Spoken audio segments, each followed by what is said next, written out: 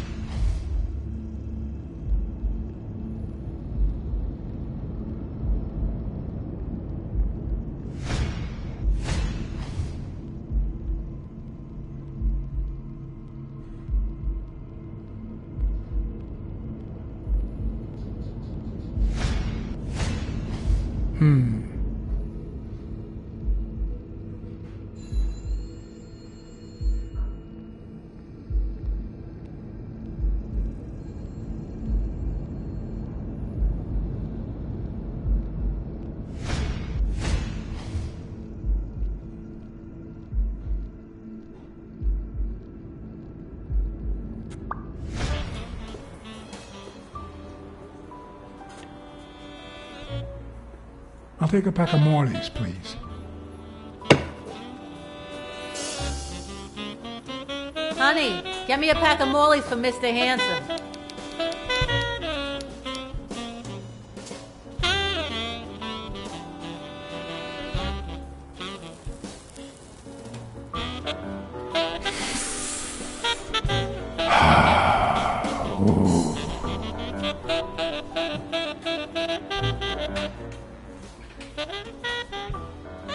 They ran several tests on Bobby Yale last night after admitting him. Have the results come in yet? No, I don't think so, handsome.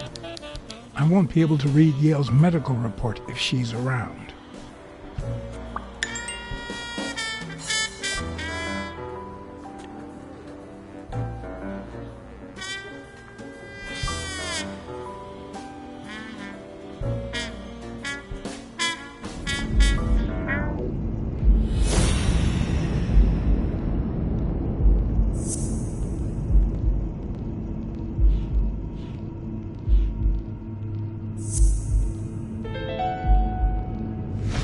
It seems like the Doe nurse will be assisting Dr. Talbot during his 12:30 surgery. In 4 hours. Could I get them to operate any sooner?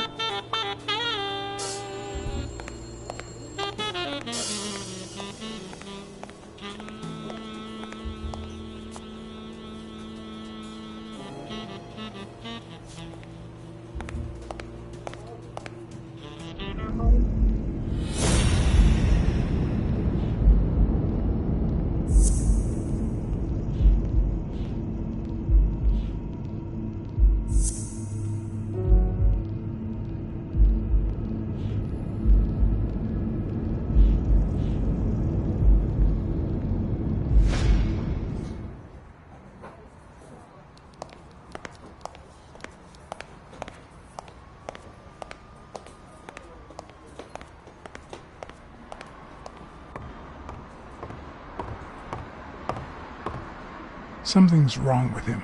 I need to find out what.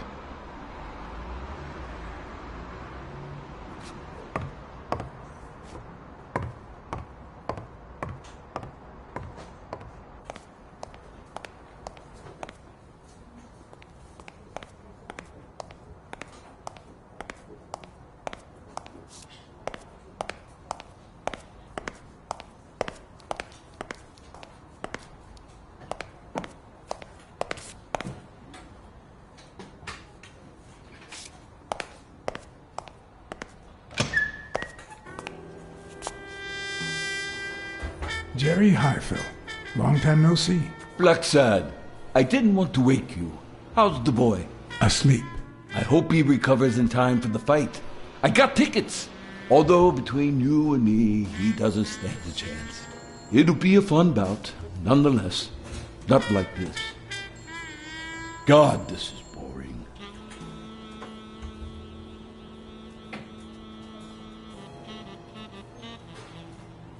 Are the odds against Yale that bad? The boy's talented, don't get me wrong.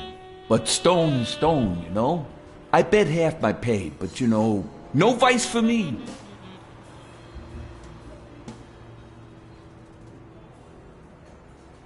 You say you've got a good job, and yet you're bored. Well, it's just a figure of speech, really. I like my job. Is it boring? Yes, but I can entertain myself with a good fight or a football game. Well, watching them, that is. You want to smoke? Don't smoke or drink. No vice for me. Smoking's dirty. Alcohol goes straight to your head. And women, they're all just mean. Well, everyone except mine.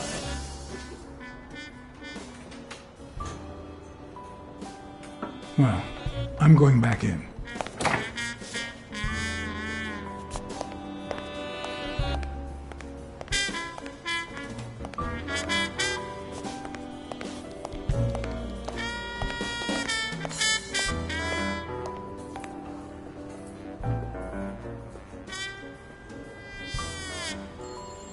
Come on, you got Yale's report on the table. I can see it.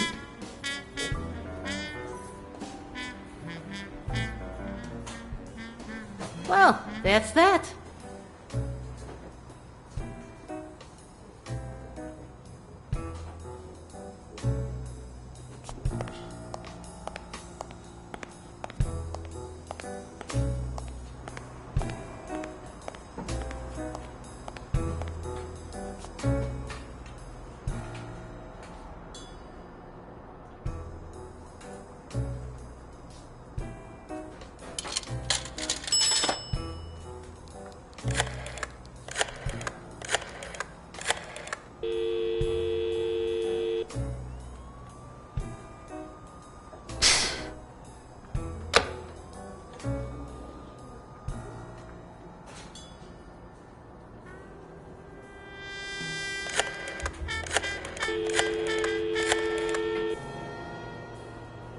Trauma?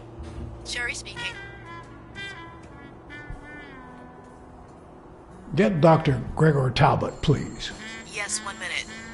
No, actually, Dr. Talbot won't be in until 12:30 according to my registry. Can I ask who's calling, please?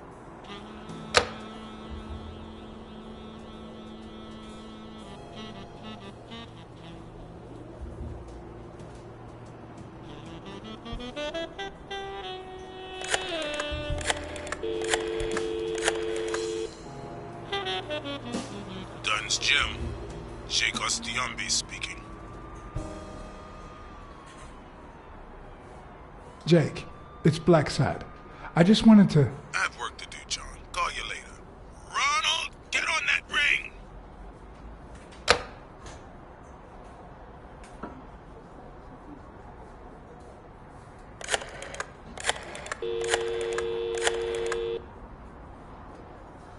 Sherry, this is Dr. Talbot. We have to reschedule the 12:30 procedure. I want everyone in the operating room in 5 minutes. If anyone gives you any grief, tell them it's a matter of life or death. Understood?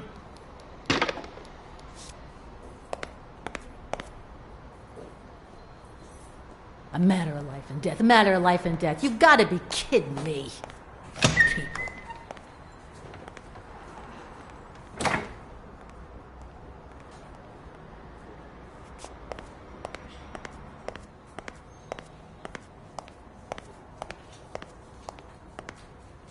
All right, now. How do I put this? I need something that you... Own.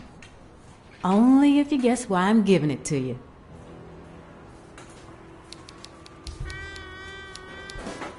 You want to help me solve a criminal investigation. Well, aren't you smart? But be quick about it. You hear me, huh? If that witch comes back...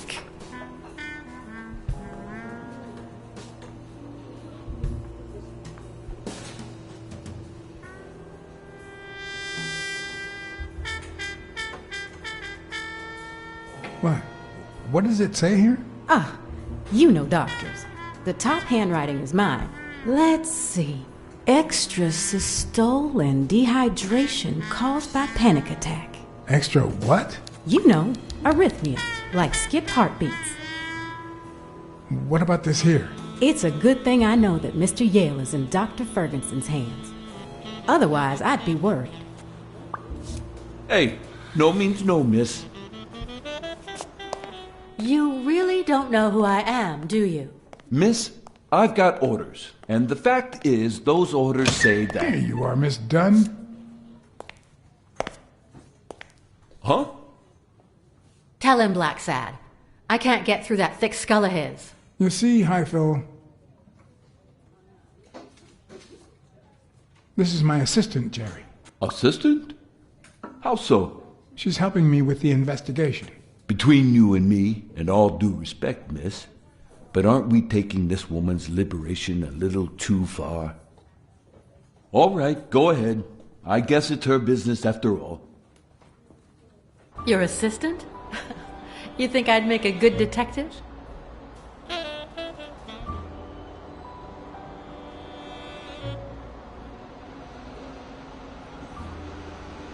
Yeah, you're smart and brave. Two of our hallmark traits. Wow. I think that's the first nice thing you've ever said to me. Anyway, you did your job. I'll send you a check the day after the fight. You can leave now.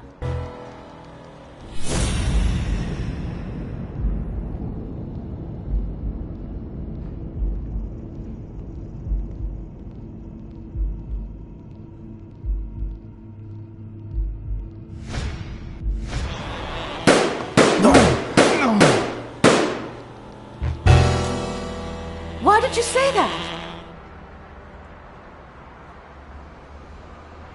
Anyway, you did your job. I'll send you a check the day after the fight. You can leave now.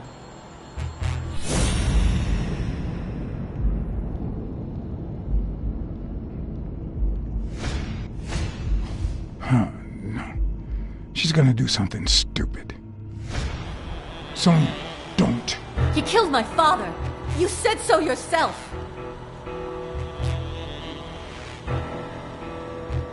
No, I told you I wasn't sure. He almost killed you in that floozy's apartment. How could he not be guilty? Your father wouldn't want you to do this. He was a just man, and this is not justice. Shut up. None of that matters. How could he not be guilty? All right, shoot. I'll arrest you myself. Are you that eager to rot in prison?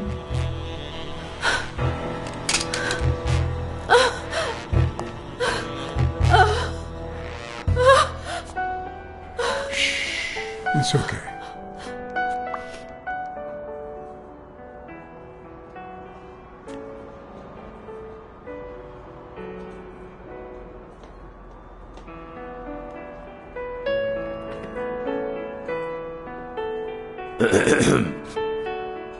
Uncle Tim! Sweetie, I came back from Los Angeles as soon as I could. I told you not to rush back. Come on now, honey. Aren't you going to introduce me to your friend? No, this is John Blacksad, the detective who found Bobby. Oh, so this is strictly professional. I thought you had some good news for your uncle. No, Uncle Tim, don't be silly. Don't be silly. Look at you. Smart, educated, as dazzling as the brightest of stars. Every single man in this city should be at your feet.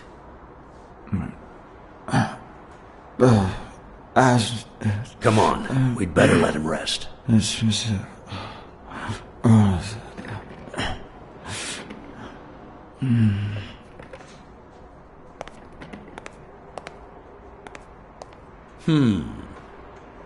I see. Let's say you're right and Bobby Yale is innocent. Who should we focus on now? We? Well, your father turned down my money, but he made me promise one thing, that I'd take care of you if anything happened to him. But I can... I know you're perfectly capable of managing that gym on your own, but we don't even know if he'll be ready to fight Stone. Besides, someone seems really invested in stopping that fight, and someone has to pay Mr. Blacksad to get to the bottom of all this. Please, talk some sense into her.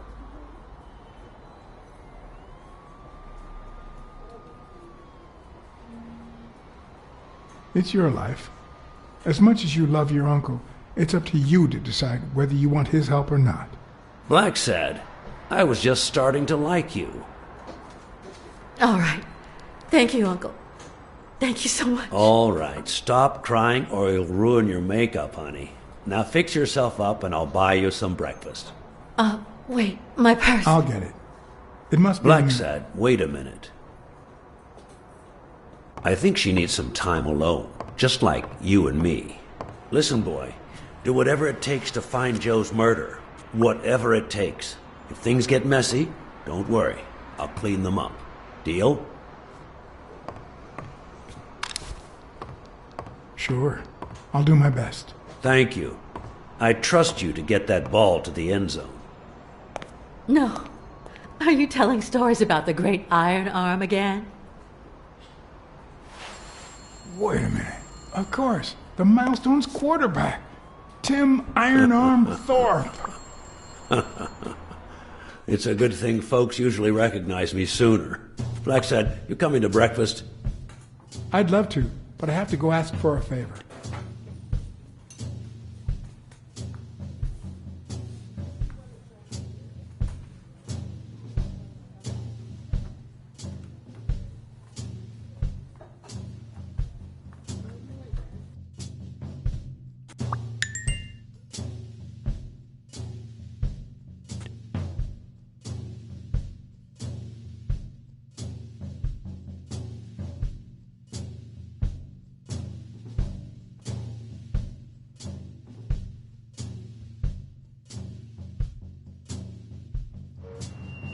The investigation required that I ask Jake for a small favor. Or demand it, if worst came to worst.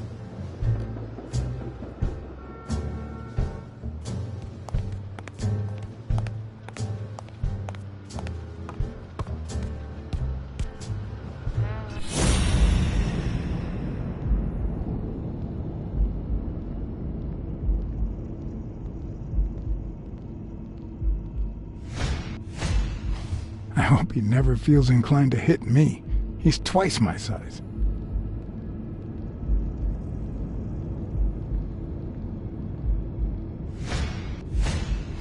Not the smartest cookie in the jar, nor the most tactful. But do I trust him? No. Do I consider him a friend? Yes.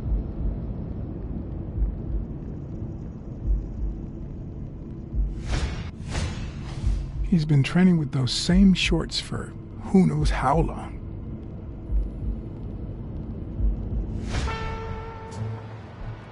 Hey, Jake. Not now, John.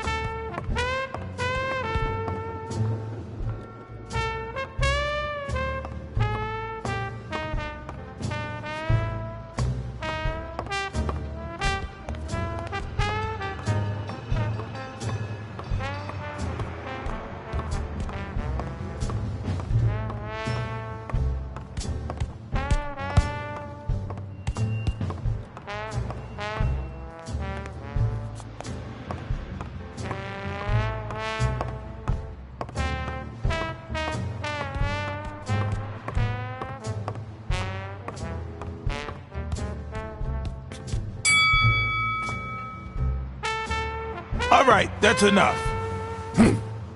Take 5. Go on.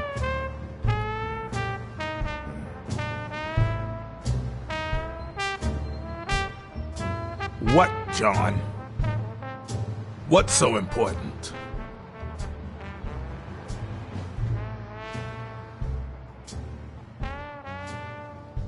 Could you tell me where O'Leary's headquarters are? What for? No. You could get me into trouble. No way.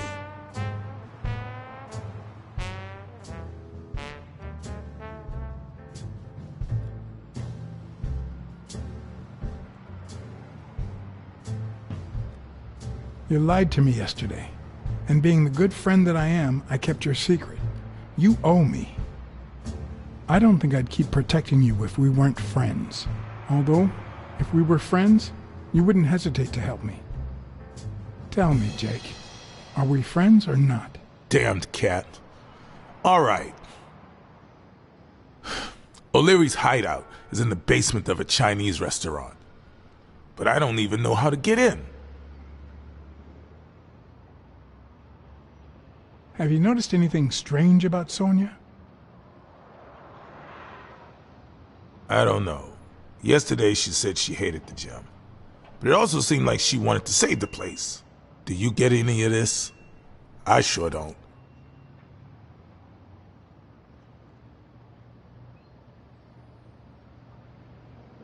It might not have seemed that way, but she loved her dad. Believe me, I've got reasons to be certain. Why are you coaching that guy? Oh, that's right. You don't know. Sonia asked me to run the gym. Well, at least the fun part. As soon as Bobby Yale's back on his feet, I'll turn him into a champ.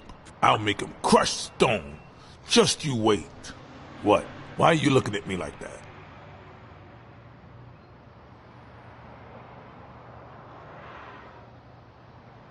Is it the first time you coached anyone? Yeah, but you think I can't do this, don't you? Well, screw you.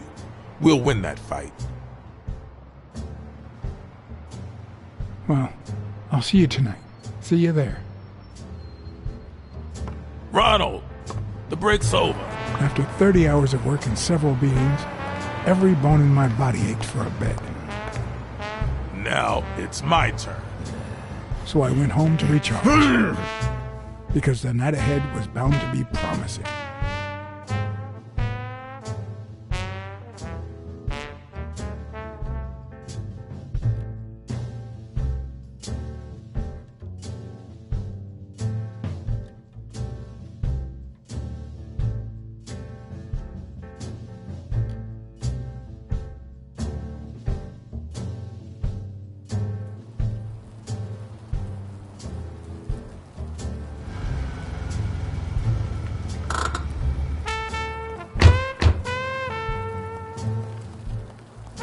What do you know about that basement? Well, let me think. Nothing? Come on, Jake, for Christ's sake.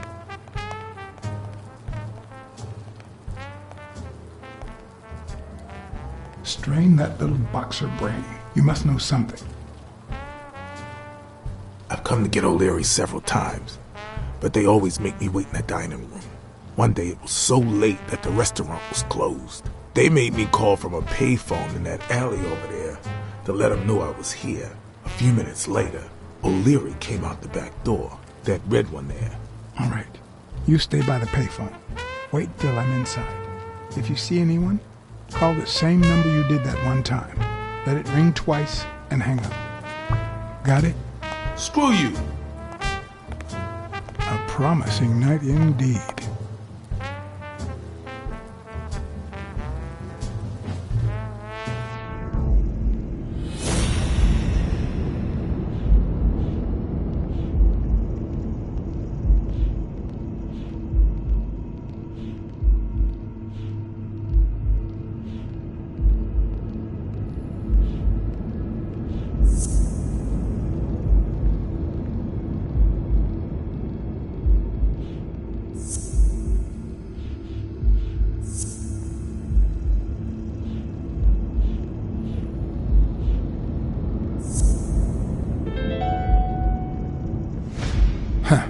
That lizard isn't Yale's doctor.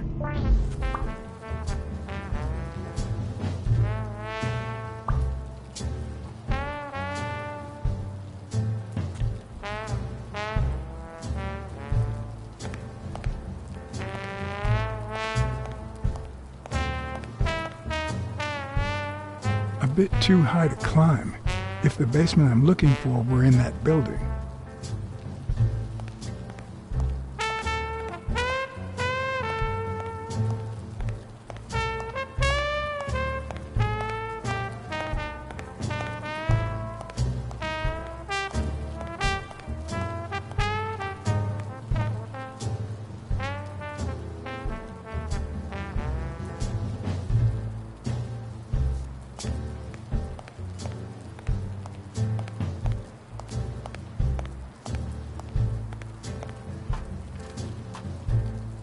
Could it be an elevator shaft? How does this thing open?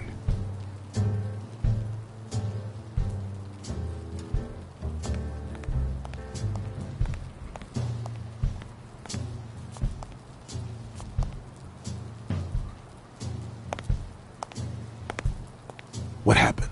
Should we run for it? Do I look like I'm in a hurry?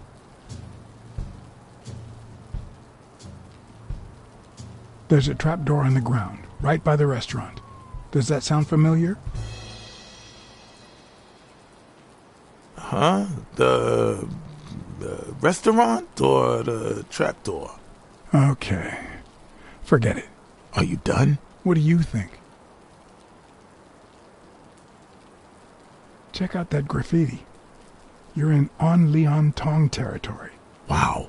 I thought the Tong Wars had ended years ago. Maybe someone nostalgic just got bored. Damn Chinese mafias. Yeah, American mafias are infinitely better, no doubt. What's taking you so long? You want to switch places? Okay, I'm going back to the alley. I'll let you know if I need anything.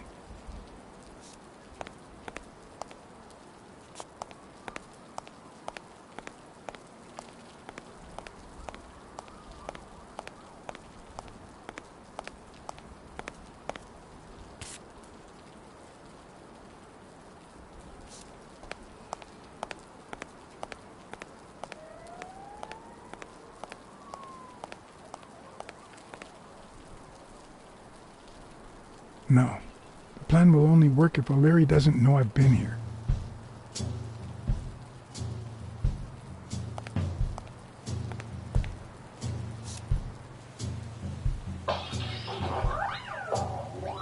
I'm guessing it lights up when they ring at the main door.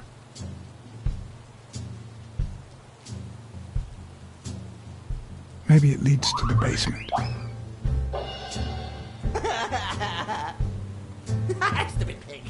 Does he need a shotgun to deal with suppliers?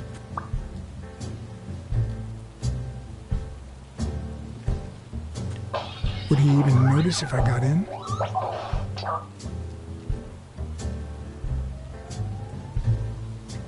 Something tells me he'd notice me no matter how stealthy I was.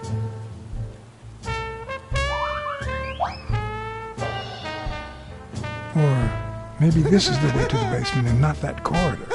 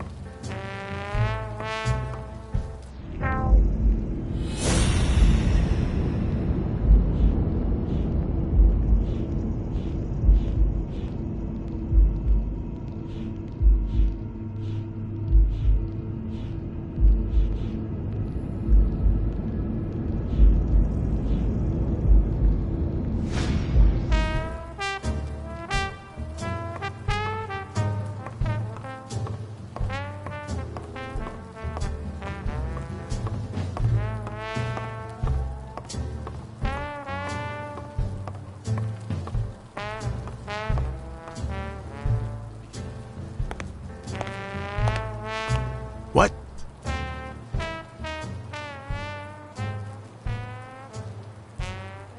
There's a guy watching TV inside the restaurant. A red panda, I think. doesn't ring the bell. I don't recall any panda waiters.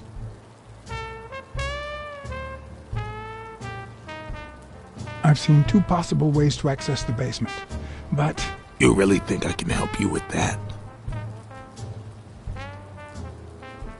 I need you to go to the front door and ring the bell. Alright, is there a bar in that alley? Have you been drinking? Count to 30, ring the bell, then run for the car. Got it? Whoa, you better send a bunch of Natalias my way after this. So, now what are you gonna do?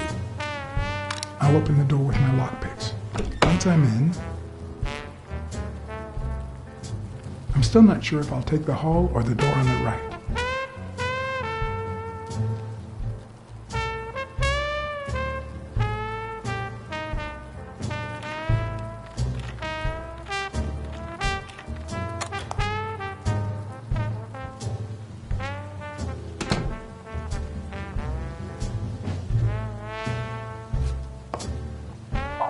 The lock on that door was not your standard model.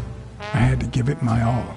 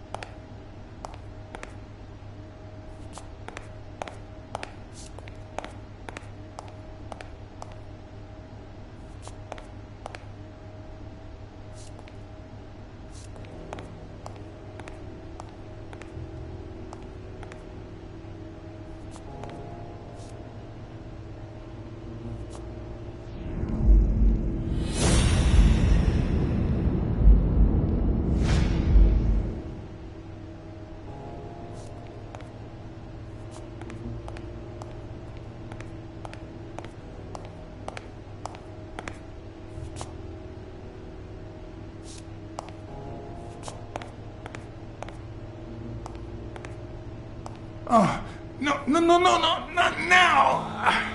Some answers only come to you when it's far too late.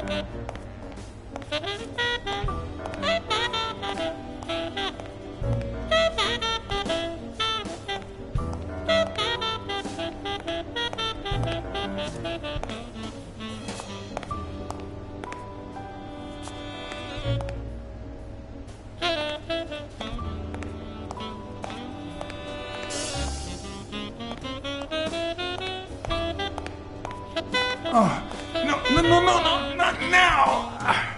Some answers only come to you when it's far too late.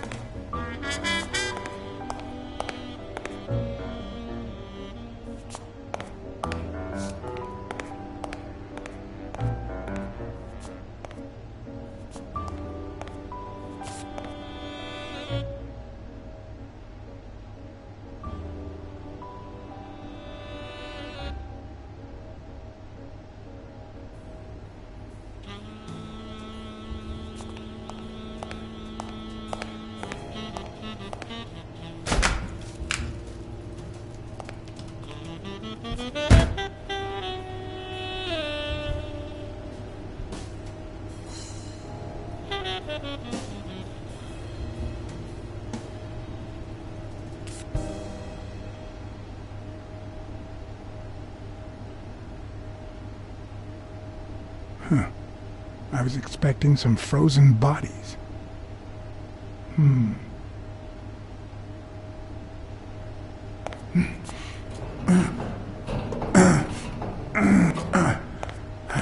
It won't budge.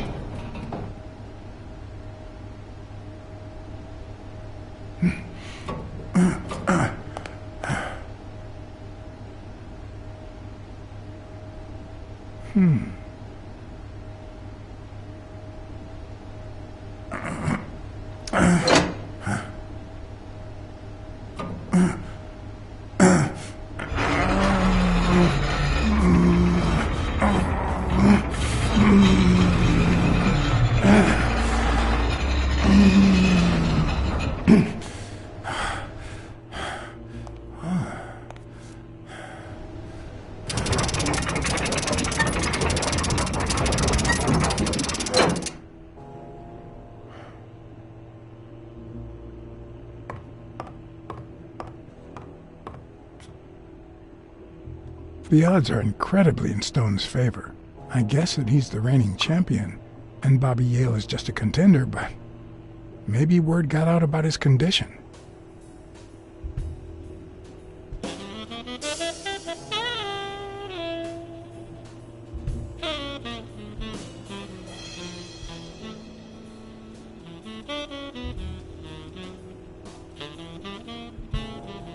There's one on each table, except this one.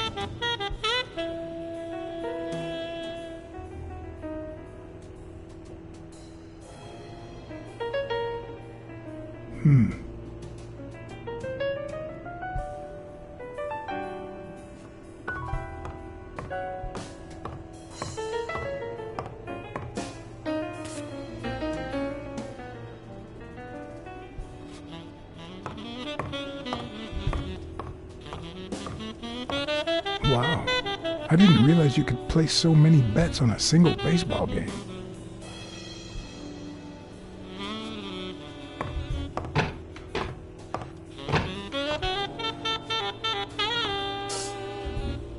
It looks like a summary of all the bets that come in. Day, amount, bet, wagerer. Wait a minute, did O'Leary himself bet $5 grand on Yale? Sometimes I forget that criminals, even the office variety, have family and kids.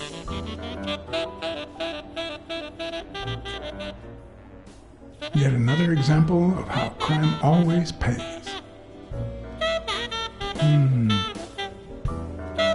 A little thingamajig that adds on its own. What'll they think of next? 16 days until the fight.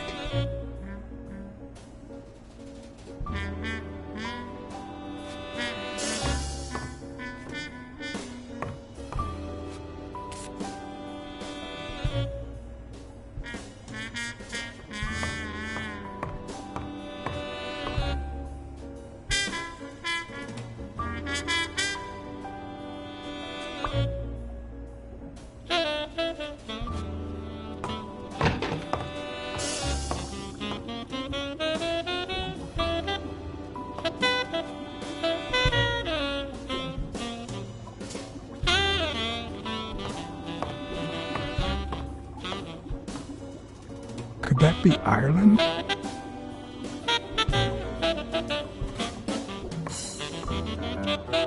Ireland, of course. This guy's obsessed.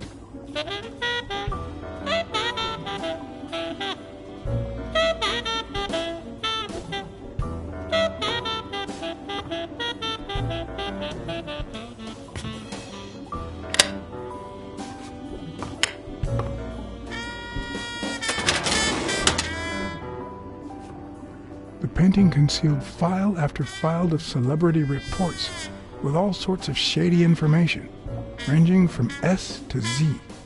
Almost all of them were athletes. Is that what O'Leary meant when he said that detectives and police officers were his friends? I wonder how many spy for him. If I were to pitch in, who would I spy on?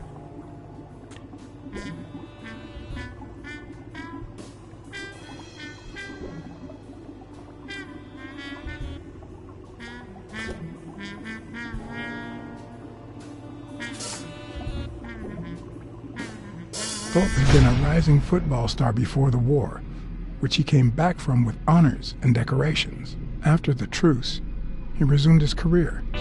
He won 3 season trophies and a couple of MVP awards. He retired after an accident that left him paralyzed from the waist down. He started his own sports advertising agency 4 years ago, but according to the files, O'Leary hadn't even tried to corrupt him.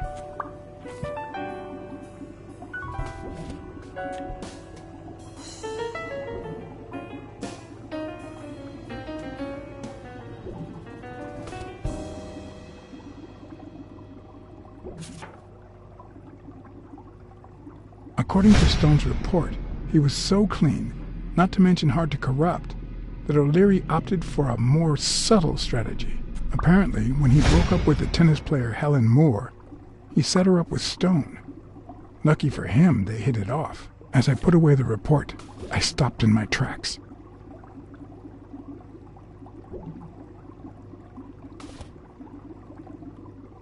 Did I really want to risk knowing what O'Leary had on my good friend, the incorruptible police commissioner? To be honest, if Smirnov had anything to hide, I'd rather not know about it.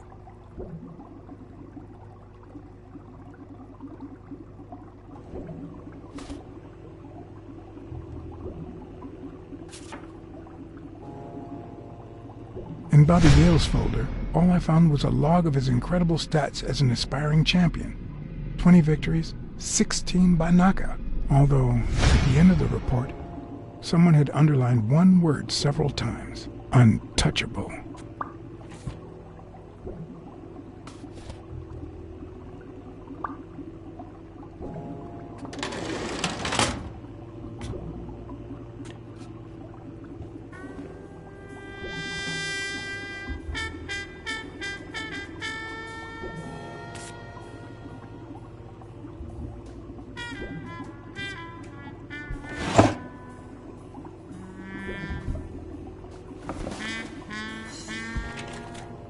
Limited edition copy 2 of 3.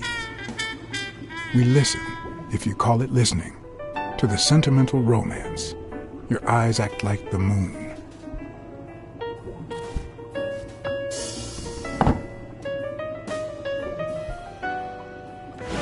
If they're not together anymore, why does O'Leary keep so many pictures of romantic moments with Helen Moore?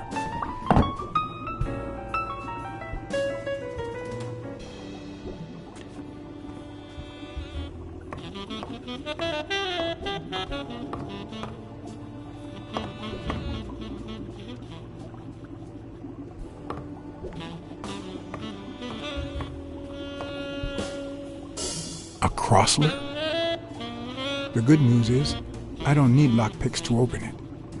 The bad news, I didn't bring explosives.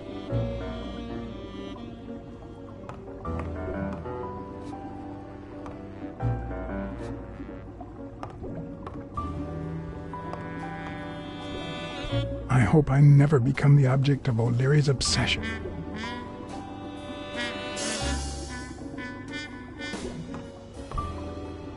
I hope I never become the object of O'Leary's obsession.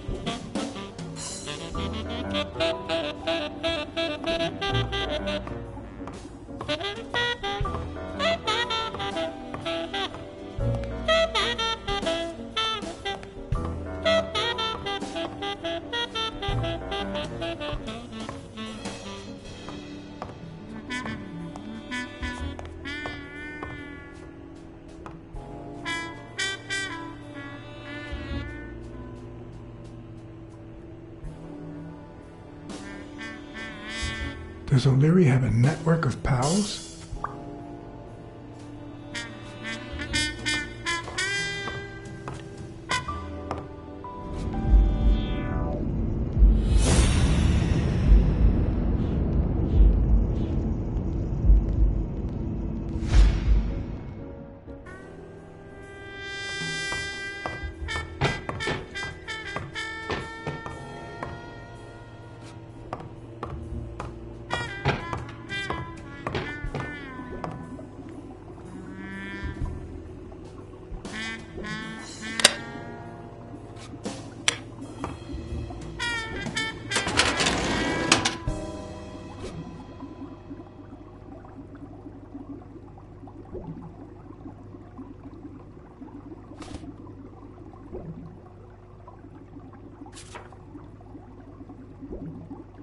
Helen Moore's file was, by far, one of the juiciest. She had been just a run-of-the-mill tennis player until O'Leary launched her career by rigging enough games to help her climb the ranking. However, O'Leary hadn't fixed any of her games in over a year.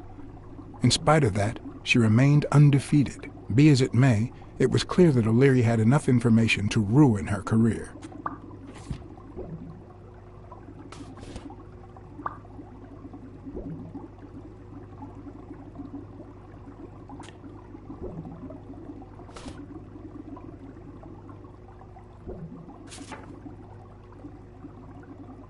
Strange as it may seem, the reports revealed that O'Leary had hired Jake as a bodyguard precisely because he was absolutely clean. Apparently, he liked to surround himself with honest people when he mingled with the high society.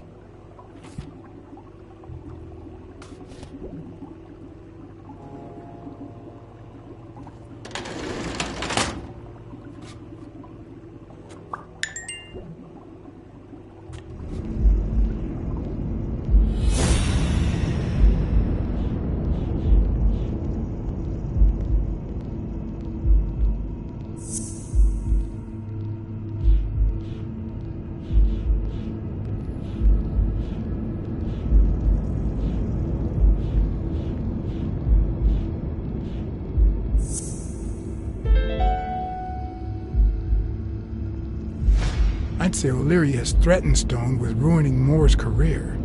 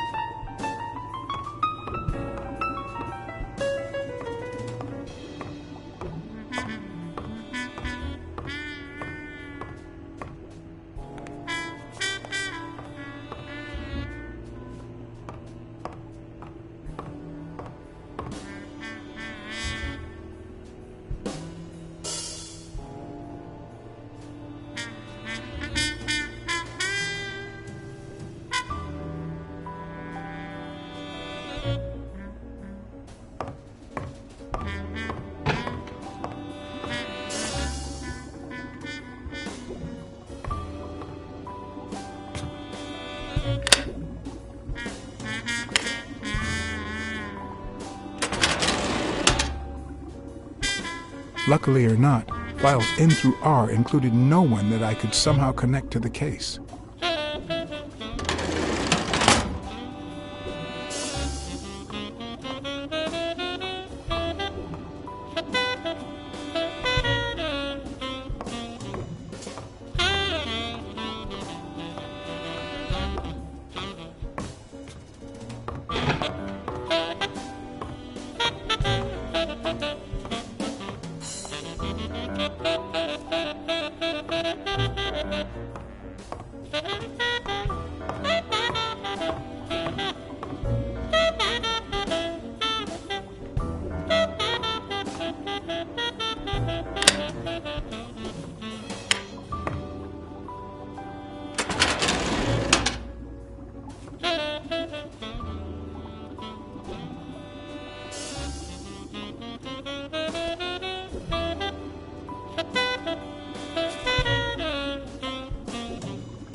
Dunn's integrity was legendary, even in O'Leary's shady reports, just like Yale had said. Dunn had kicked one of O'Leary's men out of the gym when he found him snooping around.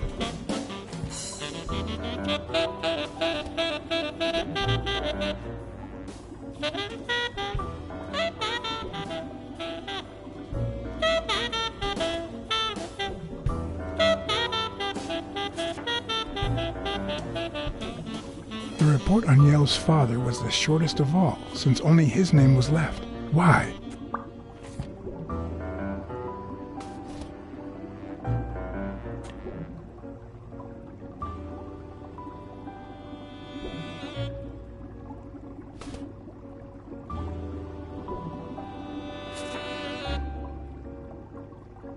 Cassidy's report was possibly the longest among all of O'Leary's files. Apparently, their rivalry went way back. So much so that they spied on each other in the most unthinkable ways. At least I was able to confirm what Yale had told me. Cassidy had threatened Dunn after he refused to join the managers' union.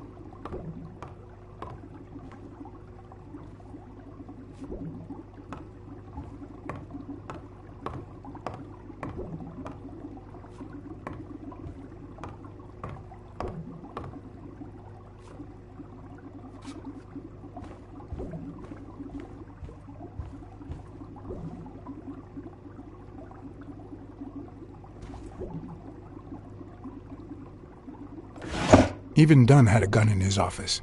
O'Leary couldn't possibly be the exception.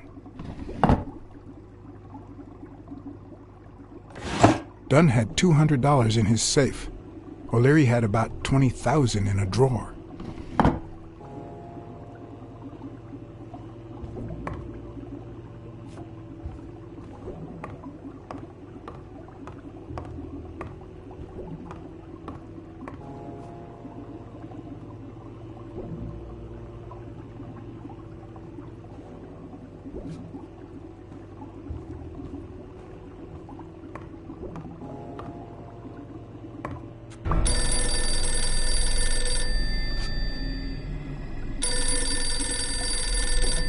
Jake. Someone was coming. Are we or are we not exemplary workers, Jimmy? Here it is, middle of the night.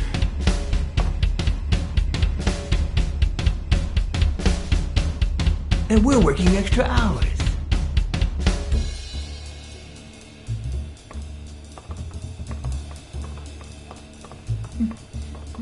Hey, Jimmy, what do you think about that? I think he's scared stiff, Desmond.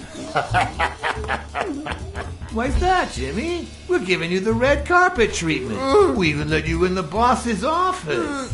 You're one lucky fellow. You can't say I don't treat you well, Jimmy.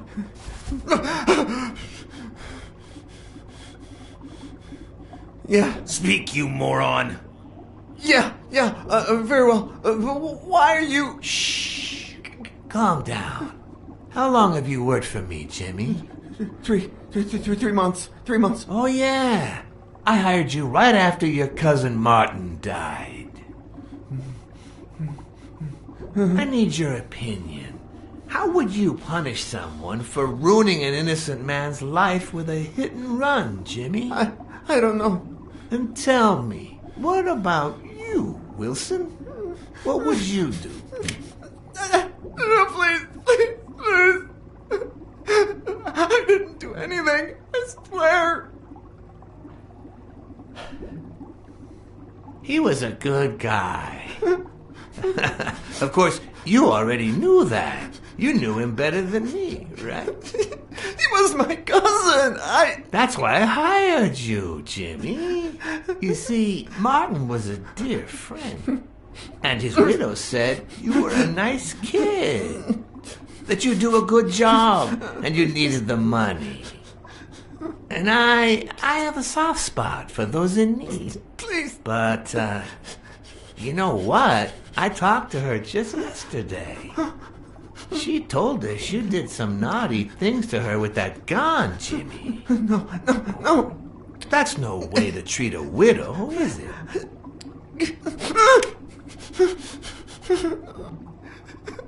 She's lying. Why would I do that? What about the kid?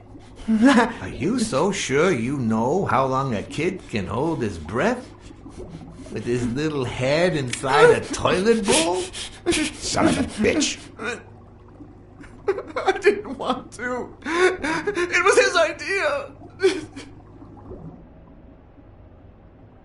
Selfishly, I was glad I hadn't risked my life to save Jimmy.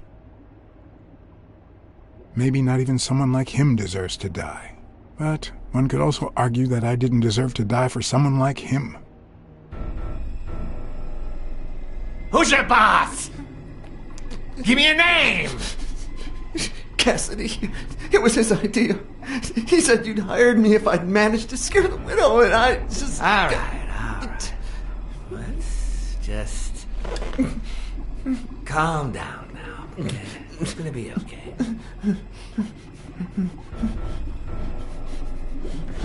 There are two sacred principles that rule my life. The first principle is the love for my family. I'd do anything to protect them. The second principle, I never put my future in the hands of fate. I always play it nice and safe.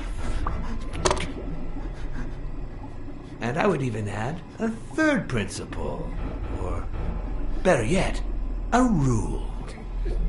If anything threatens either of these two crucial principles, I take matters into my own hands. You see where this is going? For the first time, I got someone killed. Even though all I really did was rat him out. No, I just... Stop interrupting me, Jimmy! It's not polite! You're all the same. So rude. You know what? Let's leave it at that. You're going to give a message to that disgusting walrus Cassidy, aren't you? Yeah, sure. Whatever you say. Yeah, sure. Good boy. What's the message? Oh, Jimmy. You still don't get it, do you? You are the message.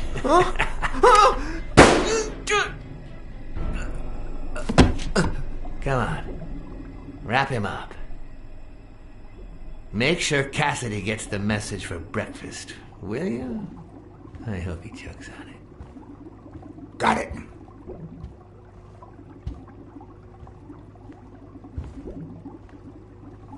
Where are you hiding, little fishy? Once again, you didn't get to hear the end of my story.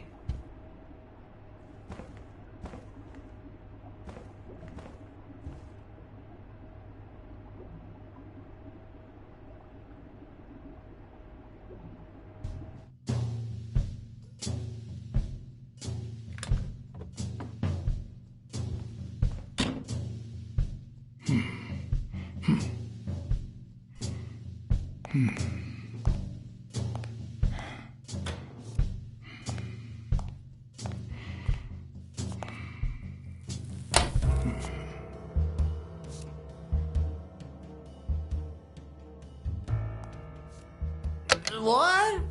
Just where do you think you're going, putty cat?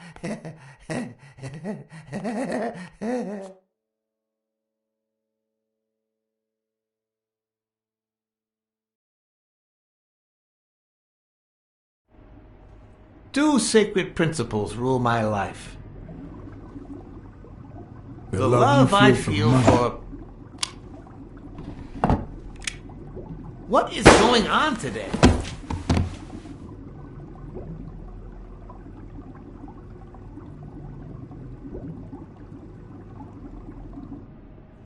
Two sacred principles rule my life.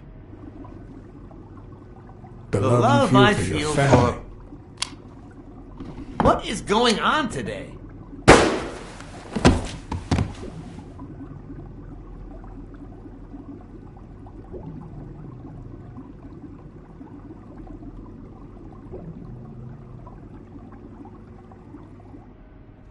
Two sacred principles rule my life.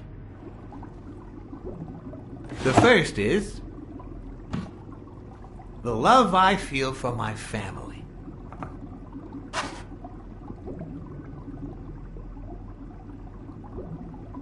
The second,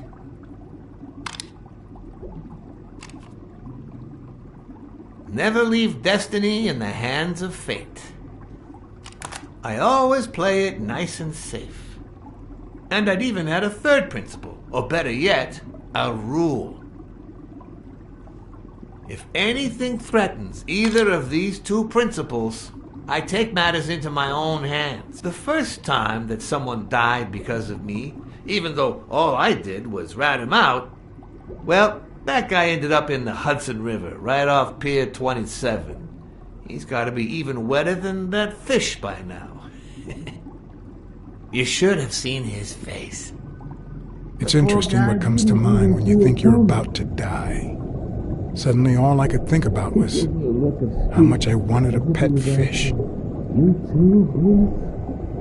Anyway, I was 14 years old, and I still dream about him, his widow and his son. By then, I was adamant about buying a fish. But first... That was that. Never again.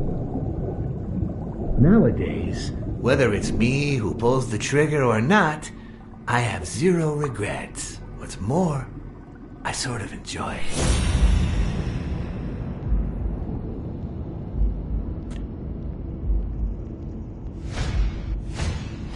In case anyone had any doubts about who's the boss around here, I'll put my dirty feet on his luxurious table to prove that all of this is mine.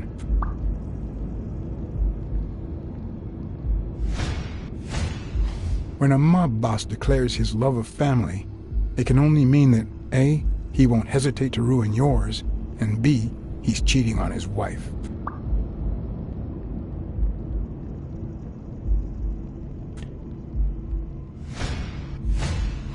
His pupils are dilated, and there's a slight grin on his face. The bastard is enjoying himself.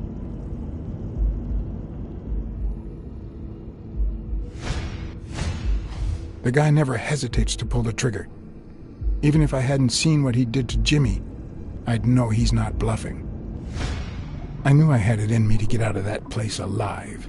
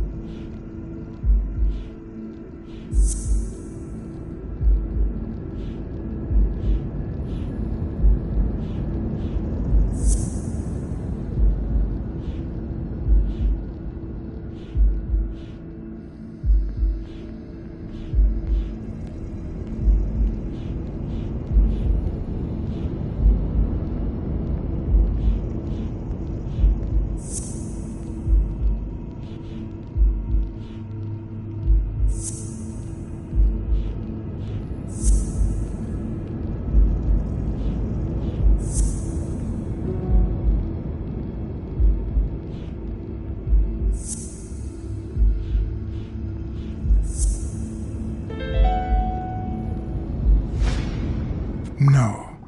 O'Leary's wife is having an affair with Colbert? Should I serve this to O'Leary on a silver platter? Or threaten Colbert so he'll get me out of this mess? And, well, that's it, I think.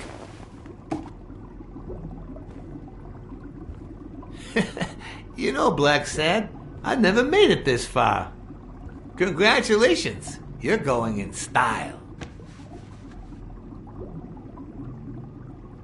I didn't want to interrupt you because I respect you and your word. Colbert told me to come here. What? Me? No way! You did what? Colbert? When?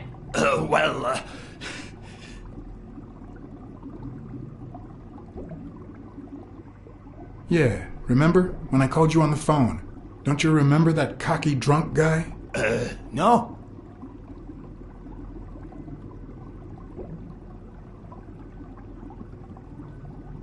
He kept bragging about how he was banging another guy's wife. Oh? Oh, yeah. Weird times, huh? Yeah, and you congratulated me for finding Yale and saving your life. Several times.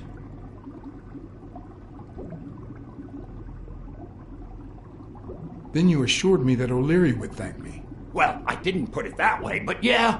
And then you told me to come here to ask the boss himself. Yeah. I think you deserve it. Right, Desmond? Oh, Blacksad, Blacksad, Blacksad.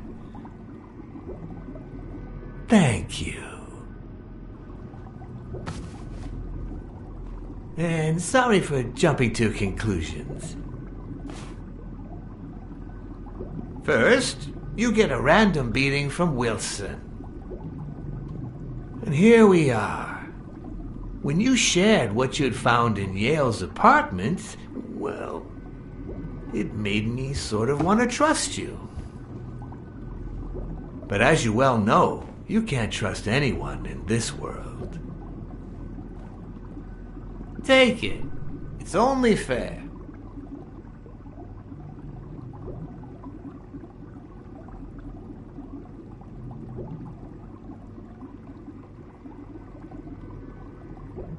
I want to bet it all on the fight, on Sonia Dunn's behalf. Oh, what a romantic you are. We listen, if you call it listening, to the sentimental romance.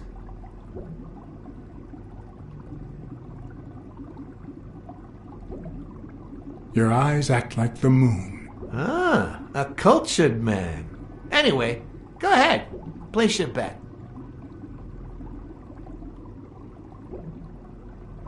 I bet it all on Yale.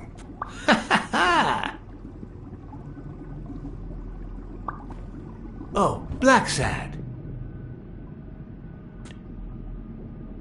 Aren't these odd hours to pay me a visit? Your message was important, but certainly not urgent. It could have waited until tomorrow, don't you think?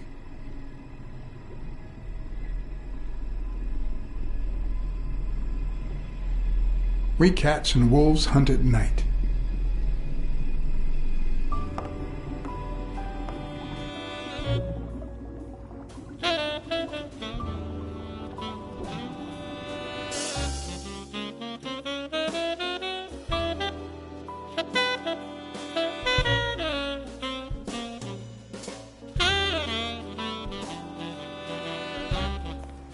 I wish I was a noir fiction writer.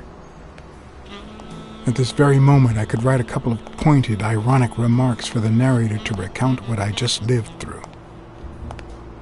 The dark, crooked alleys of New York reminded me of the state of my own soul. No. Fall loomed over me with the... Fall struck me with the full force of my long-lost youth. Nah, not that. Fall descended over me with the full weight of a guilty conscience. God, that's worse.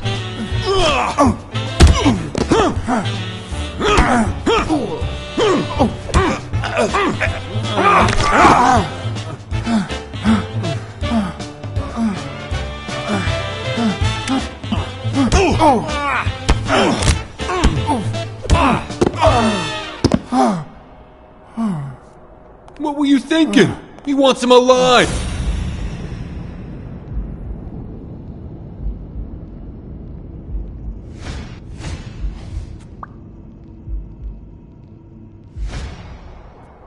I felt fall seep through my bones like the pain of a good beating. Mediocre, but appropriate.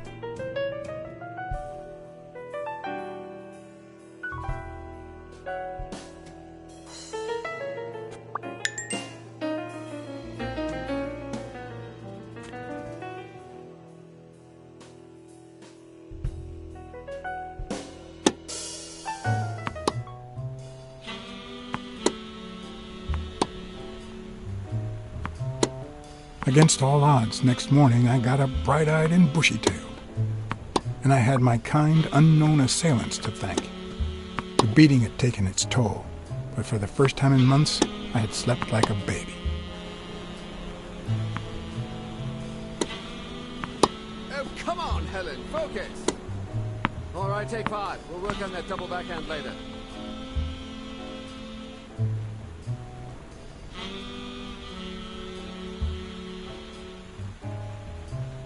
Well, Mr. Blackmore, what can I do for the FBI?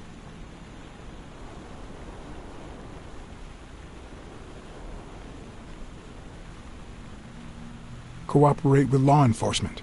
All you have to do is talk. I like to speak through my actions, but still, could you be more specific?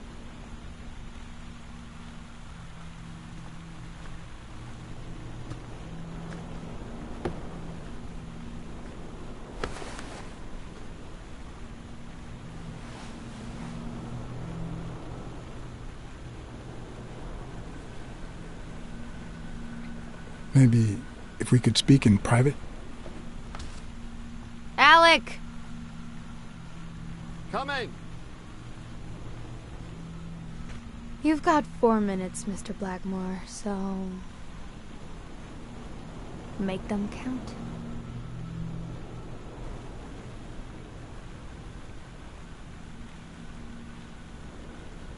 We know about you and Desmond O'Leary.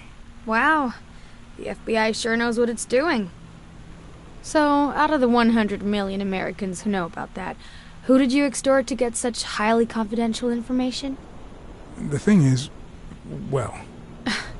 You see, I'd love to wipe out that part of my past, but whatever. Do you have any regrets? Ads pay more than trophies. Can you believe it? Being associated with such a shady character could only damage my reputation. Trust me, never get involved with a married man.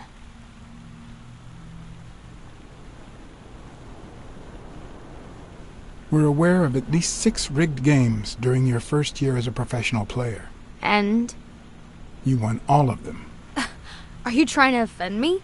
I give my all on the court. I can't be held accountable if my rivals don't do the same. Go interrogate them. In any case, now I know why you mentioned O'Leary. They say you're currently involved with Al Stone, the boxer. Is that correct? Wow, your sagacity never ceases to amaze me. Don't beat around the bush. We know why you're with him. Oh, so you like his biceps too? Desmond O'Leary asked you to seduce Stone. Why? What? No, I met Al by chance at a party. A party hosted by Desmond O'Leary. No, that can't be. No one is that shrewd. Not even him. Damn, I hate that bastard. Anyway, now I get why you brought up the rigged games and your obsession with O'Leary. What do you really have against him? And don't say illegal gambling.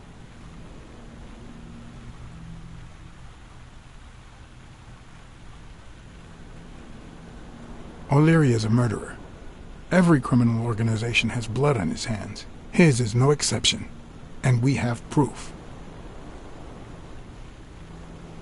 I'm serious, Miss Moore. America can't afford to let anyone shake its foundations like that. And America's sweetheart can't afford it either. Help us out. Talk to us. And why should I, Mr. Blackmore? What do I stand to gain or lose?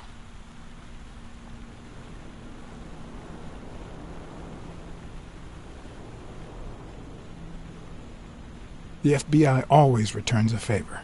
Oh yeah? Are they gonna rig my games? This is actually quite simple.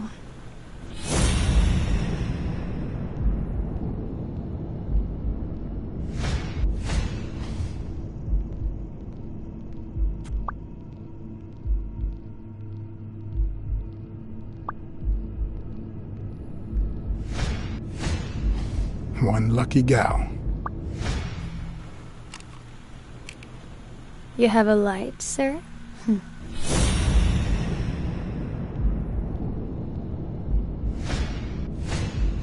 The pearly white teeth of someone who barely smokes. Am I making her nervous? Damn. I'm almost out of fluid.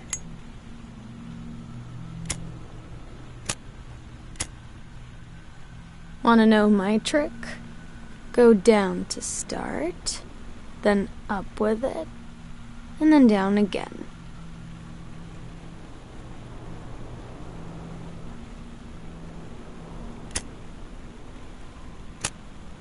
Will I get to smoke today?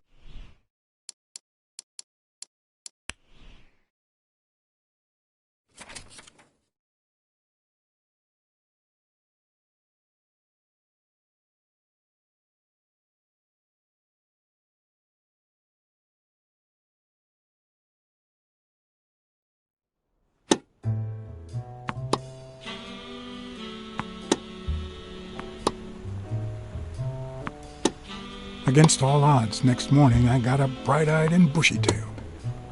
And I had my kind, unknown assailants to thank. The beating had taken its toll, but for the first time in months, I had slept like a baby.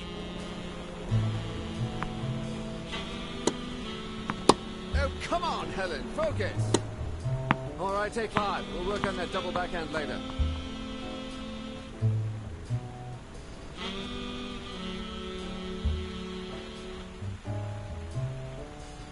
Well, Mr. Blackmore, what can I do for the FBI?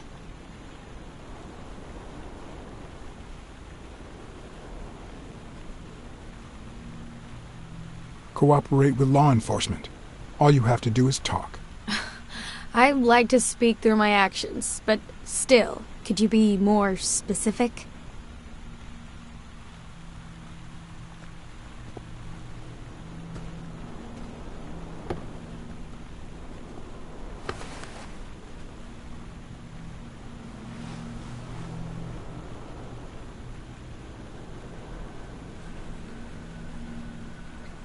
Maybe if we could speak in private? Alec! Coming! You've got 4 minutes, Mr. Blackmore, so... make them count.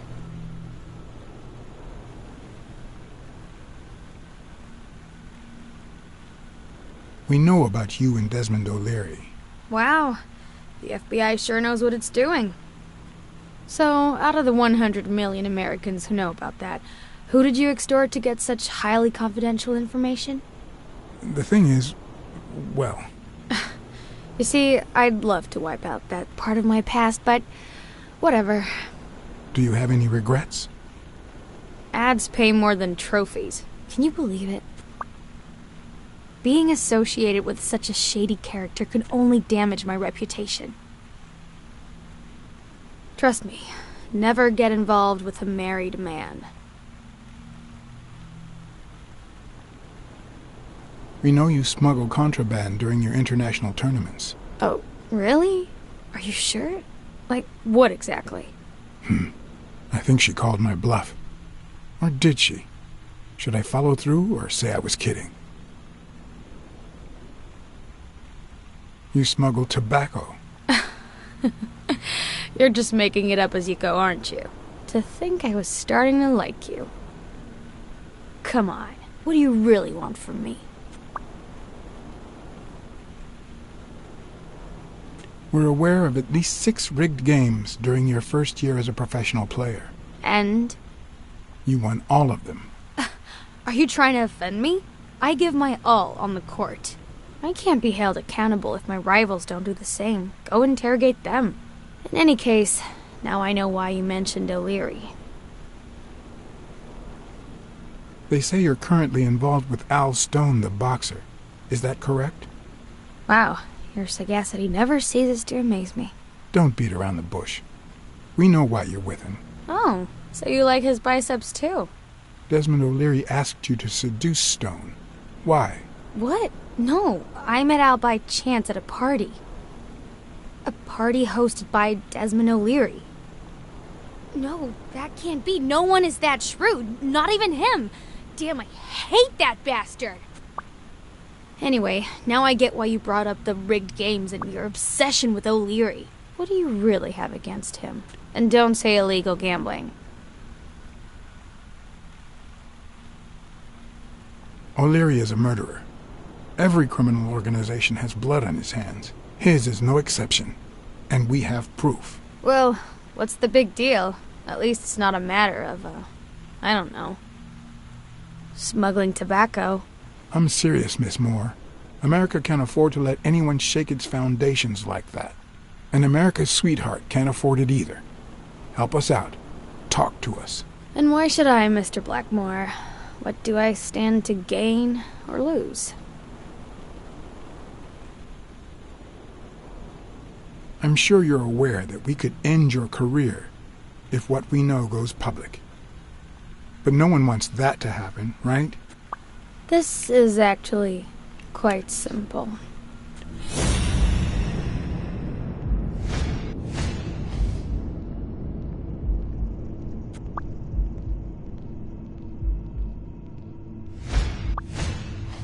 One lucky gal.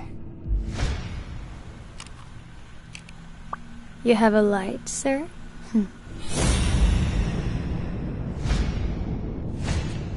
The pearly white teeth of someone who barely smokes. Am I making her nervous? Damn. I'm almost out of fluid.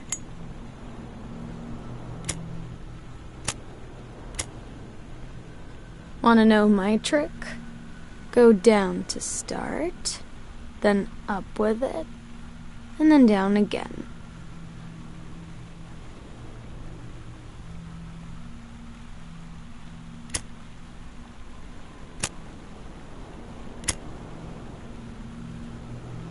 Thanks.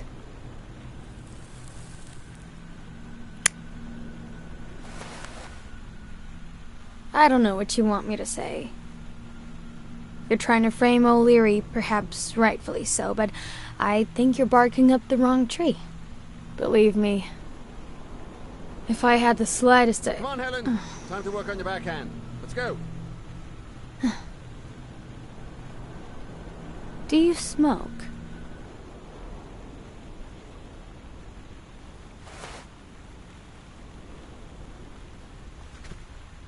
Nice meeting you, Mr. Blackmore. Did you bring my water?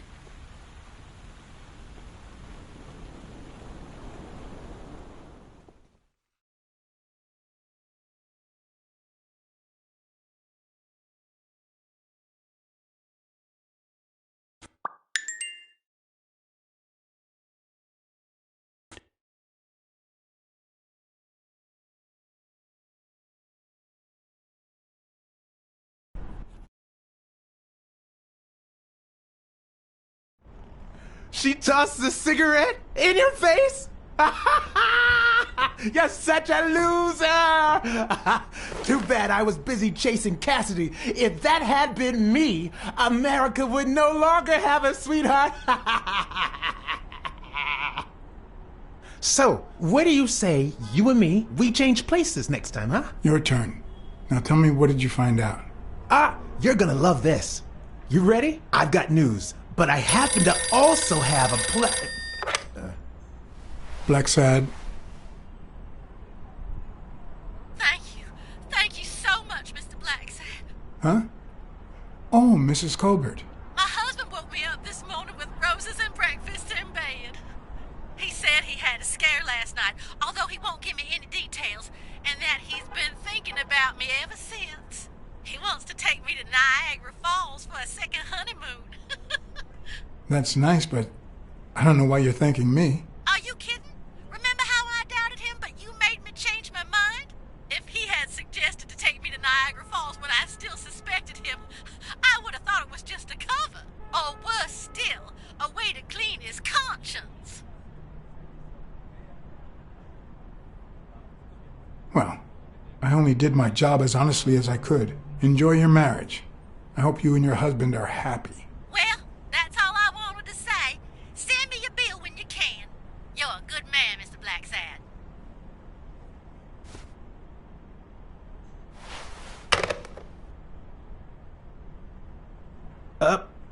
But what just happened? Is there anything you didn't tell me? Maybe. But now it's your turn. Tell me about Cassidy. Come on, spit it out. I didn't find anything suggesting that Cassidy had anything to do with Dunn's murder, but... That's quite the tale. But I know Cassidy will be playing poker tonight with one Howard M. Farnham II, a Texas tycoon looking to get his claws on the boxing business. I also know that he and Cassidy have never met in person, and that Farnham, who's staying at the Balford Hotel, hasn't left his room. Apparently, he spent the night with 3 bottles of bourbon. So, here's my incredible plan. I'll go to the hotel, I'd knock him out, and then take his place in the poker game. That way, I'll get Cassidy talking. What do you think? Incredible, right? Didn't we agree that you would handle Helen Moore while I dealt with Cassidy next time? No?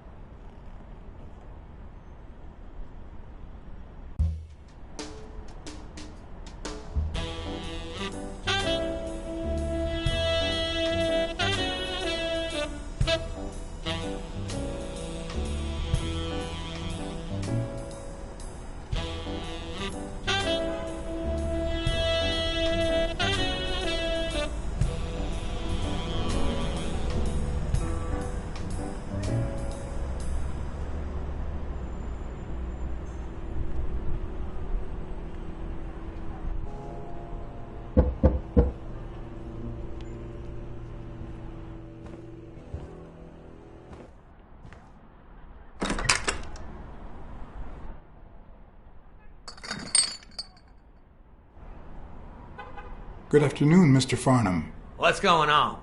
Allow me to introduce myself. John Blackmore. I work for Frank Cassidy.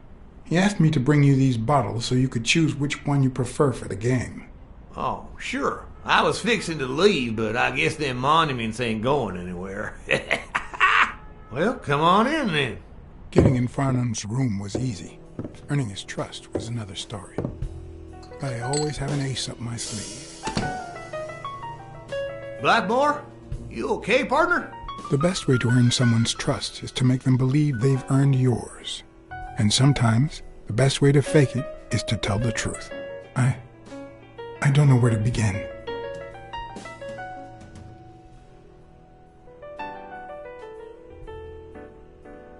I accepted money I don't deserve, and now it weighs on my conscience. Let me tell you something about life and business, son.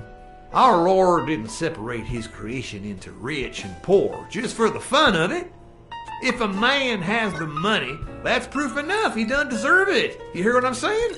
One of the tricks of this trade is to be wary of the biases we all have. They cloud our judgment and blur the person in front of us, painting them with the shades of our preconceived notions of who they should be.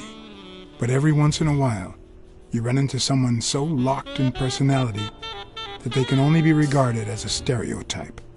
Farnham was a disgrace, not only to himself, but to Texas and the entire human race. To think I had to impersonate him. I wish I was like you. You seem so content, so free of burdens. Stop right there, partner. You think this old dog don't have ticks? Let me tell you something about my first wife. Woo-wee! Once I had gained Farnham's trust,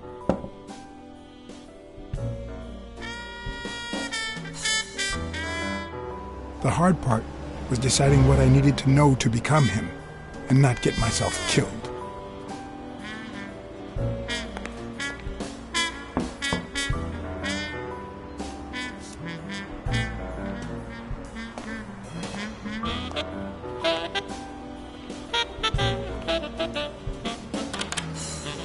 What can I do for you, sir? Farnham was one hell of a drinker. I had to get the information out of him before he drank himself unconscious. Otherwise, I'd have to find that information myself.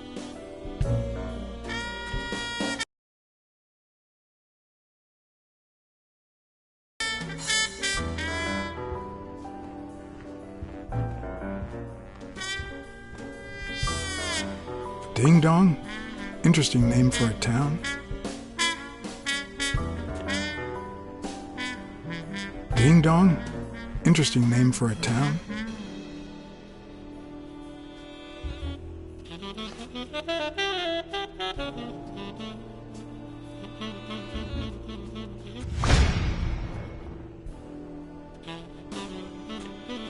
Yes, I got a Vietnamese slave last night. Oh, please, come in.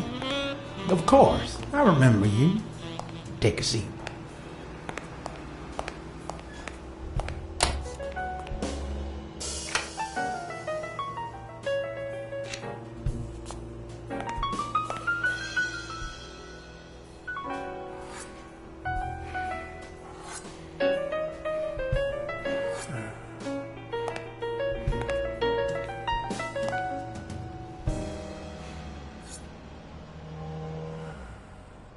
I'm sure you'll understand we can't be too careful.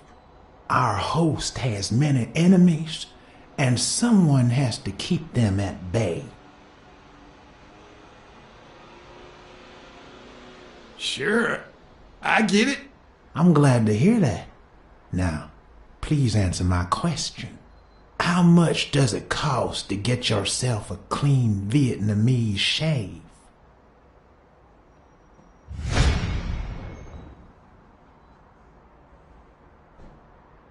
And then, sure enough, Booth put the nail on the coffin of my first marriage. You know, the wife that caught me cheating with the maid. My second marriage, too. You know what I did to her daddy? Same old with several mistresses. So I decided to stick to my guns and only deal with hookers, even if I did end up marrying some. I feel you, Mr. Farnham. So I'm going to be honest with you.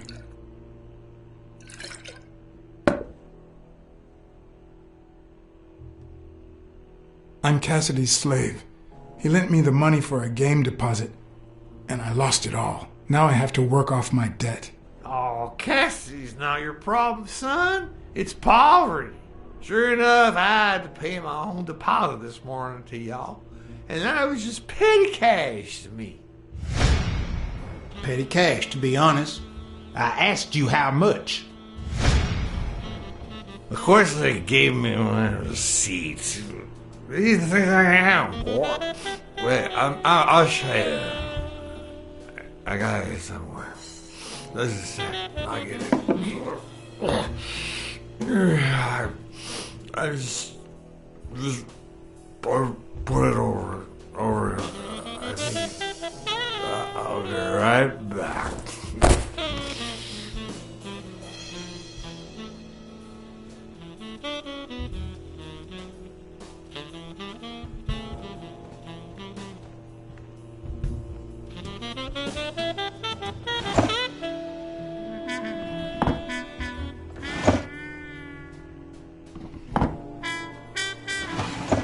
Not even a Bible.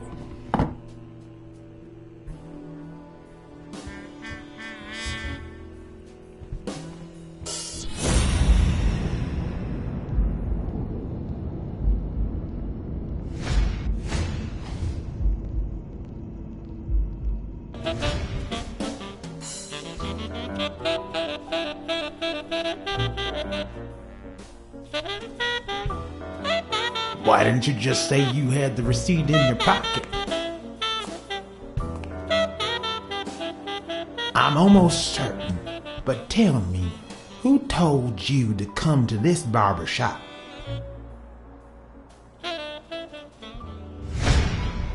Let me tell you a little secret about my first wife, sonny boy. When I met that woman, she had no manners, no money, no...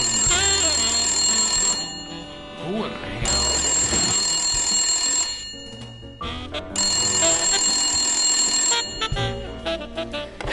Farnham. My God, if it ain't the hero of the day.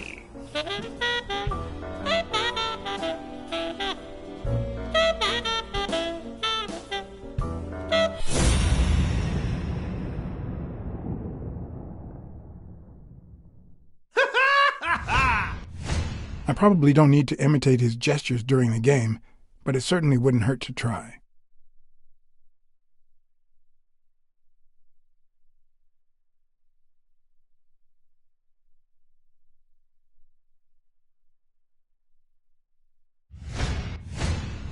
It's not going to be easy to sound Texan, but I'll give it my best shot.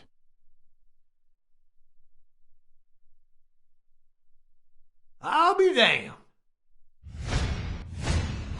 This'll surely imbue me with the Texan spirit.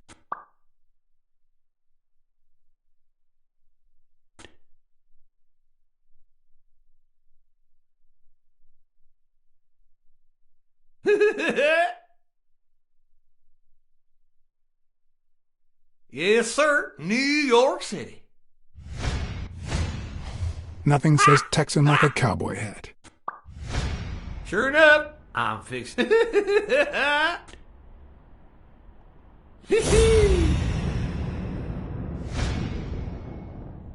Anyway, Kenny, thanks for fixing the game with Cassidy.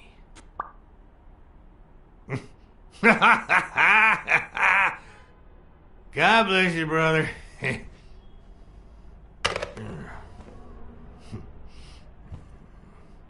Craziest goddamn Texan in New York. My good old friend Kenny. Craziest goddamn Texan in New York. You know how many Kennys there are in New York? Kenny who?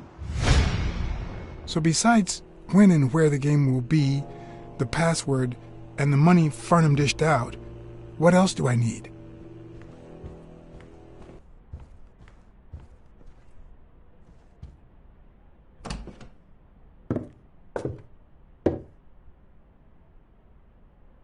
Luckily, there was only one Kinney in Farnham's address book, Kinney Eakes, residing at...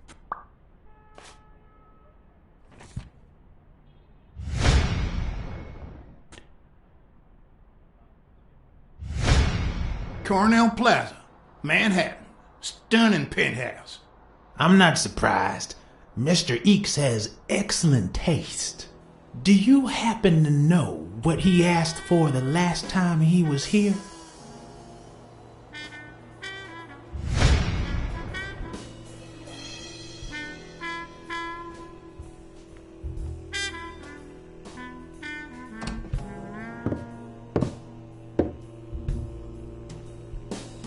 No matter how superficial someone may seem, there's always a way to win their heart.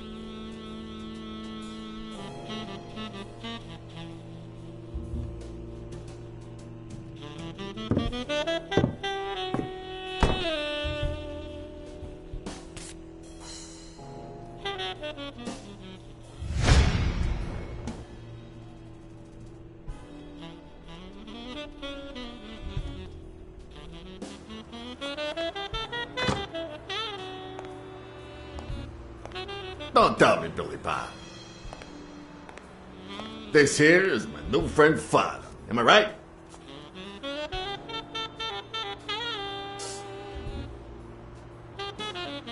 Sure enough, your barber was fixing to give me a shave. You can get a good shave at another time. Billy Bob is always at our beck and call. Of course. Hey, come on. Let's get in there before they finish all the bourbon without us. I haven't frisked him yet, sir. I don't think that'll be necessary. Mr. Farnham here, he's an honest Texan. And I'm sure he'll hand over his weapon if we ask him to. Right?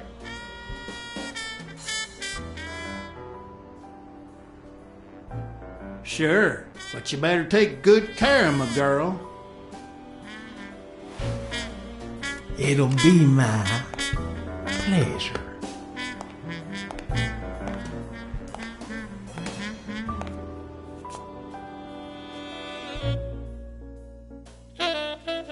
Welcome, gentlemen. Chips are on the table and guns are in the safe. Now, we got a lovely night of poker ahead of us full of smoking and bourbon. So let's get started. Take a seat, Mr. Farnham. Let me introduce you.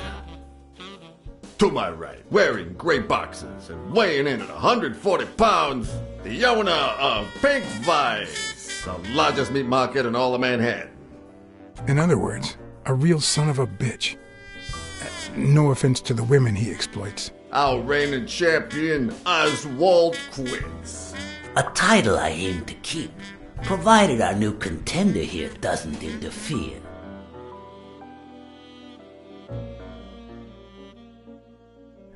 Sorry, partner. You ain't got a chance in hell. But look at it this way. You're fixing to learn new tricks. For better or for worse, I only need one trick. Playing well.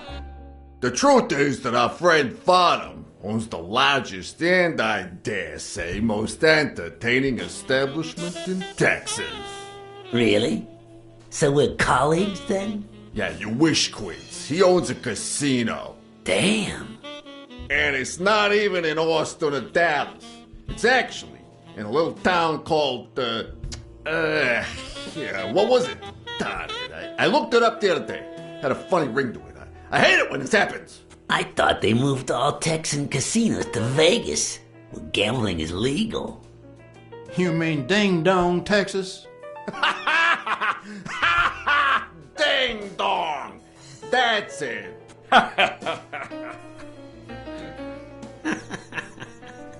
Who'd ever think of a name like that? Well, casino or no casino, let's just hope he doesn't keep as many aces up his sleeve as the late Ventimiglia, huh? Amen. To my left, wearing brown boxers and weighing in at 396 pounds. Frank, show some respect, huh? The hospitality tycoon,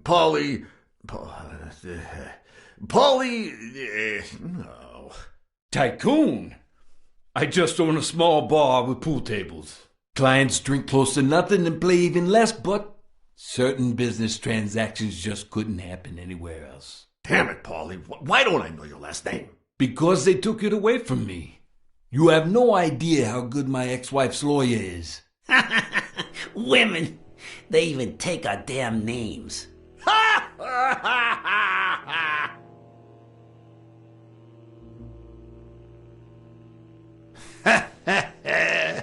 You're too much, Paulie. When you're done sightseeing, why don't you drop by La Iguana for a game of pool, and I'll buy you a drink. But I have to warn you, my clientele isn't crazy about furry fellas such as yourself.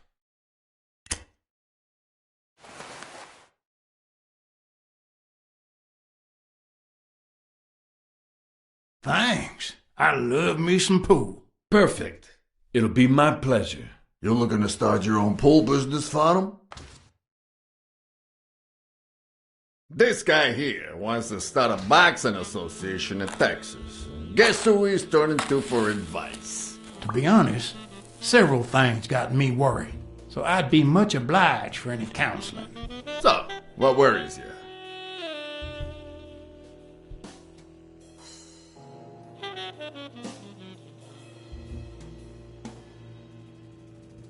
Rebel coaches like Joe Dunn. Oh, I see you done your homework. That bastard wouldn't accept the most basic rules. For example, banning boxers from official competitions when the managers don't belong to my association. Hey, don't get me wrong, I'm sorry for his death. But if they ever find the murderer, I'd be glad to pay his lawyer fees. Billy Bob, bring out the bourbon. We're drying up here.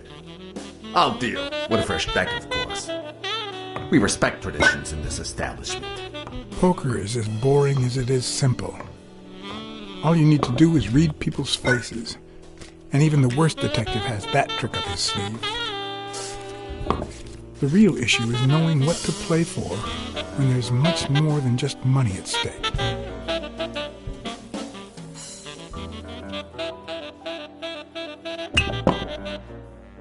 Damn it! What a game! How many games have you won, Farnham? Mark my words. Farnham will be calling his wife before the night is over. Ha! Oh, hey, by the way, you guys hear about Kenny's wife? Pretty tragic, huh? What happened? Oh, plain bad luck. Hey, but Farnham, I'm sure you know more about it than I do.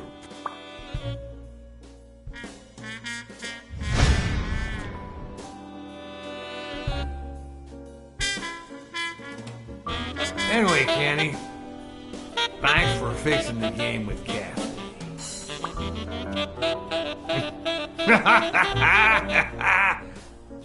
God bless you, brother.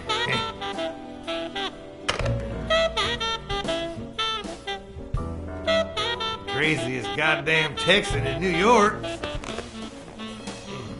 And the poor fella's already got enough on his hands now that his wife. Women just gotta have their vices. But she's in a rehab clinic now, hooked on tranquilizers and all that. That's it, tranquilize. Don't tell me women don't have their vices, too. Bring out the bourbon, Billy Bob. Come on, give me the bourbon. Maybe I spoke too soon when I said that poker is easy for a good detective. Let's just say it's relatively simple. There's always someone ready to surprise you, relatively speaking. Well, I'll be damned. I don't believe this. What happened, Farnham? Beginner's luck doesn't last forever, and that's when the real champ comes in. I hope you're ready to lose it all, my friend. Poor Farnham. Came looking to make big bucks in the city with his boxing, and he's gonna lose it all with poker. I hope your counseling will make up for it. Yeah? So how can I be of help?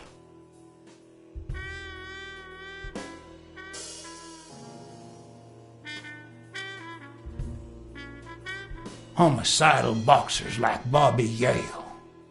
Ha! That's some piece of news, huh? Hey, I don't know if he did it, but the real problem is that the fight against my champ Stone might not even frickin' happen. The good news is that I've almost convinced the governor to let him out of prison on the day of the fight. Under police escort, that is. I bet you the audience gets a kick out of that.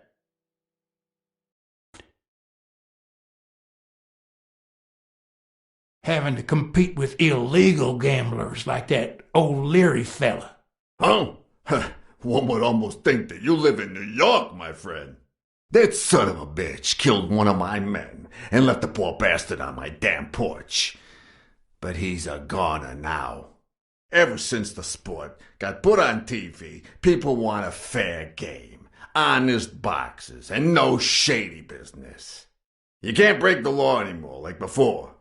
Nowadays, you gotta bribe those big network executives to negotiate for broadcasting rights.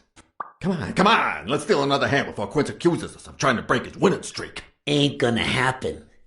Gentlemen, I suggest you never tell your sons about this game, unless you want to lose their respect. Wait, you mean our sons actually respect us? I hear you. There's no way to set boys straight these days. They don't even respond to a good old beating. Then try not beating them. There are better ways to educate boys. Hey, careful, Quince. You're talking to a pro. So, Kenny told me you had quite a house full. How many kids you got in that house full of yours?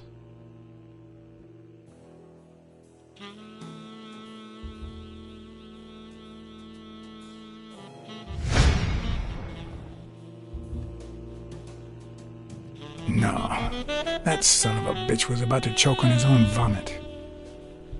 Although the communist in me reveled in the sight of a millionaire choking on his own vomit, even so, I couldn't just stand there and watch him die.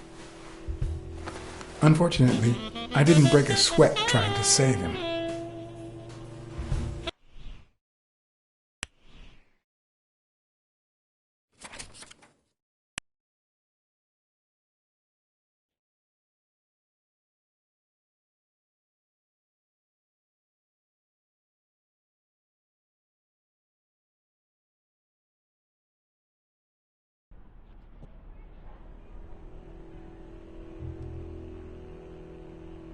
That's it! Tranquilizers! Don't tell me women don't have their vices, too! Bring out the bourbon, Billy Bob! Come on! Give me the bourbon! Maybe I spoke too soon when I said that poker is easy for a good detective. Let's just say it's relatively simple. There's always someone ready to surprise you, relatively speaking. Well, I'll be damned! I don't believe this! What happened, Farnham?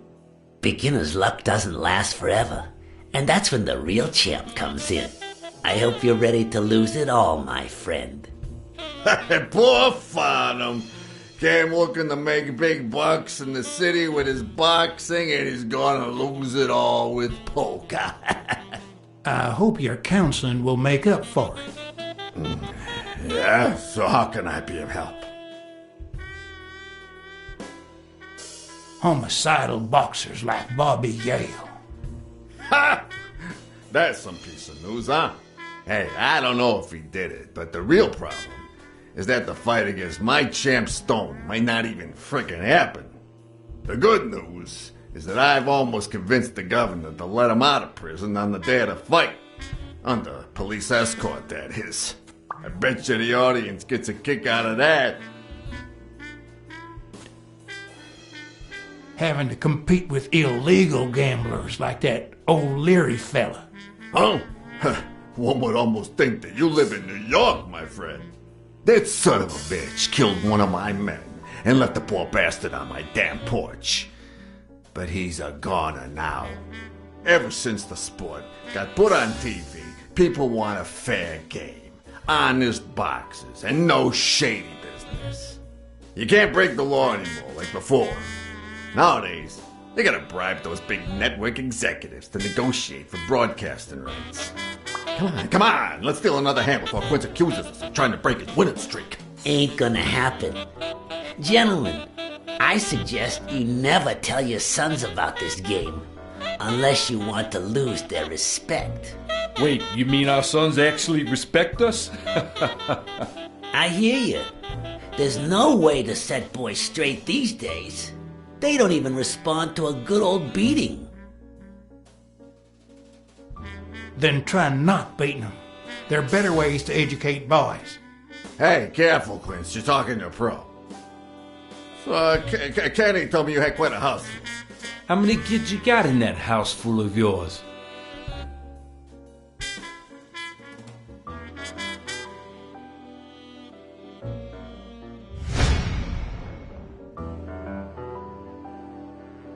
No, that son of a bitch was about to choke on his own vomit.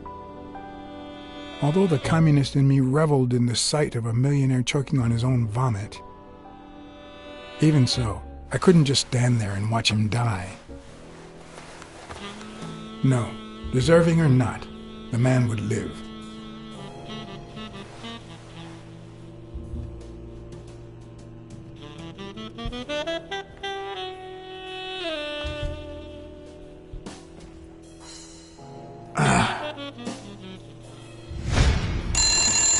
Six, well, that's something. I don't know how you deal with all of them. All boys? Does it have to be now? Oh, never let Quince near one of your daughters. Come on, Folly. Children are sacred. I won't lay a finger on them until they're 12. After that, well, let's just say some men have needs that can only be met by a young girl that age, if you know what I mean. Are you all right, Farnham?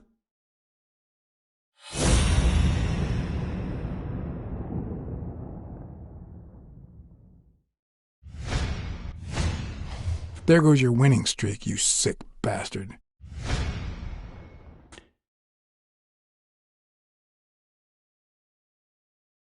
Sooner or later, the police are gonna bust your ass. Quince. What the hell are you talking about? I bet you're as bad at hiding those poor girls as you are at keeping that ace up your sleeve. What? You lying piece of shit. Quince? Don't believe a word he's saying, Frank.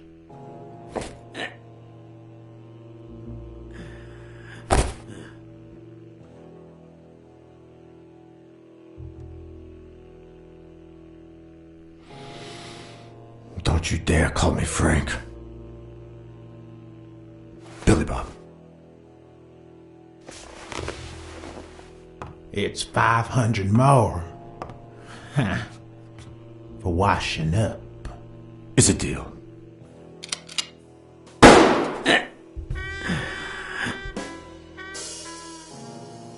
And good call, Father. I owe you one. Please, take that flying scumbag's tokens. And mine too, if you want them. I'm feeling generous. Hey, turns out the governor accepted my suggestion to let Bobby yell out of prison on the day of the fight. Hey, this is turning out to be the perfect night. If you decide to go ahead with your new venture, call me, Farnham.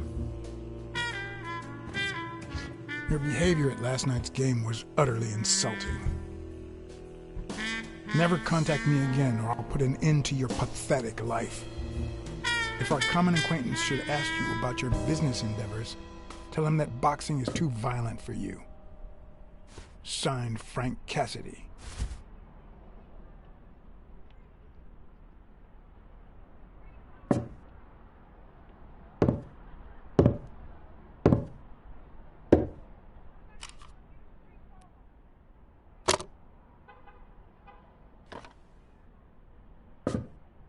My own tracks would be covered the following morning when Cassidy read this note from Farnham. Dear Mr. Cassidy, although I'm grateful for your kind help, last night's game made me realize that boxing is just too violent for a peaceful Texan like myself. I have decided to invest elsewhere. Yours sincerely, Howard M. Farnham II. Damn Texans.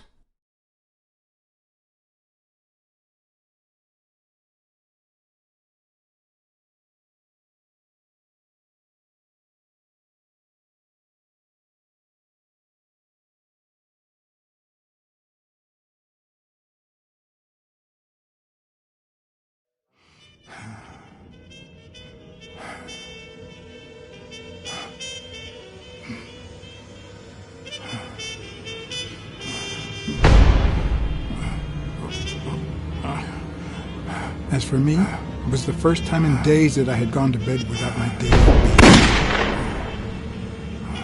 A real shame.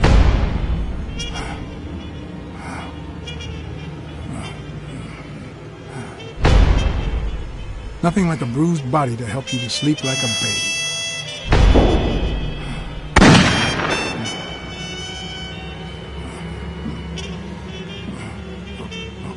Maybe I should have given myself a beat.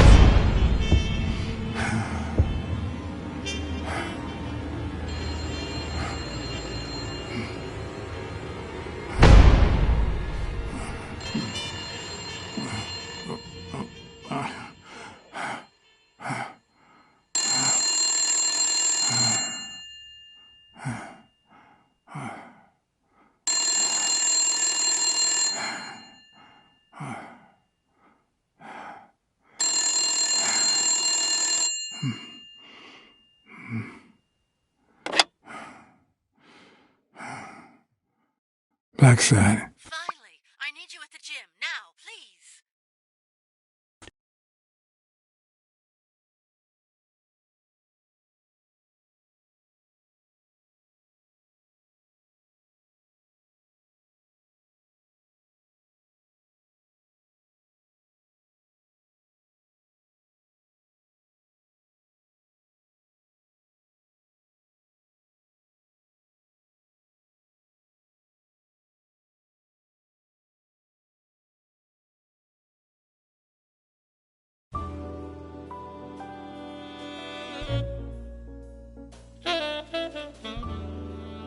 It was like this when I got here.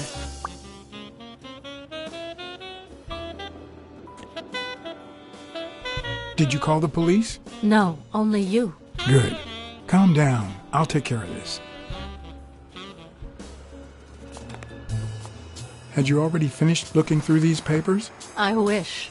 Well, I guess you'll enjoy sorting all this again.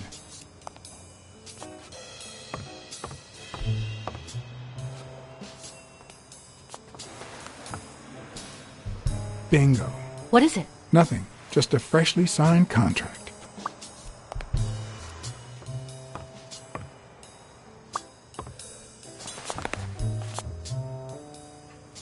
What are you doing? Do you like sardines? Excuse me? Do you like sardines? Ugh.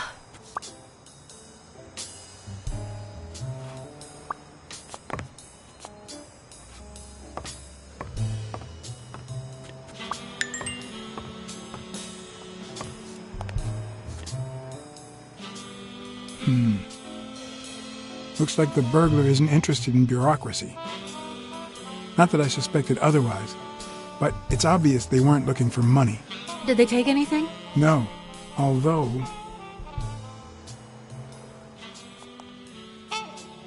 When you went in the hospital room to get your purse, did you get the gun as well? Yes. Isn't it there? I put it back. I'd rather not go through that again. That's too bad. It looks like they took it.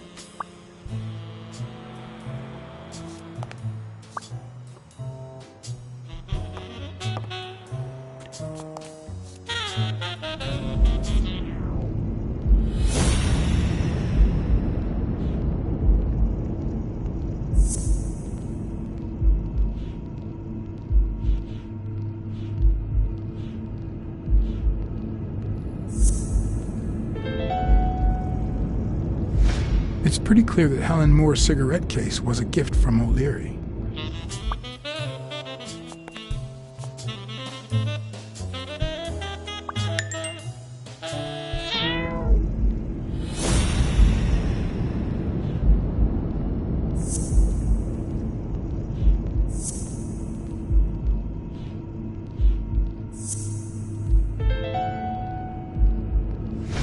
It looks like O'Leary has rigged the fight between Stone and Yale.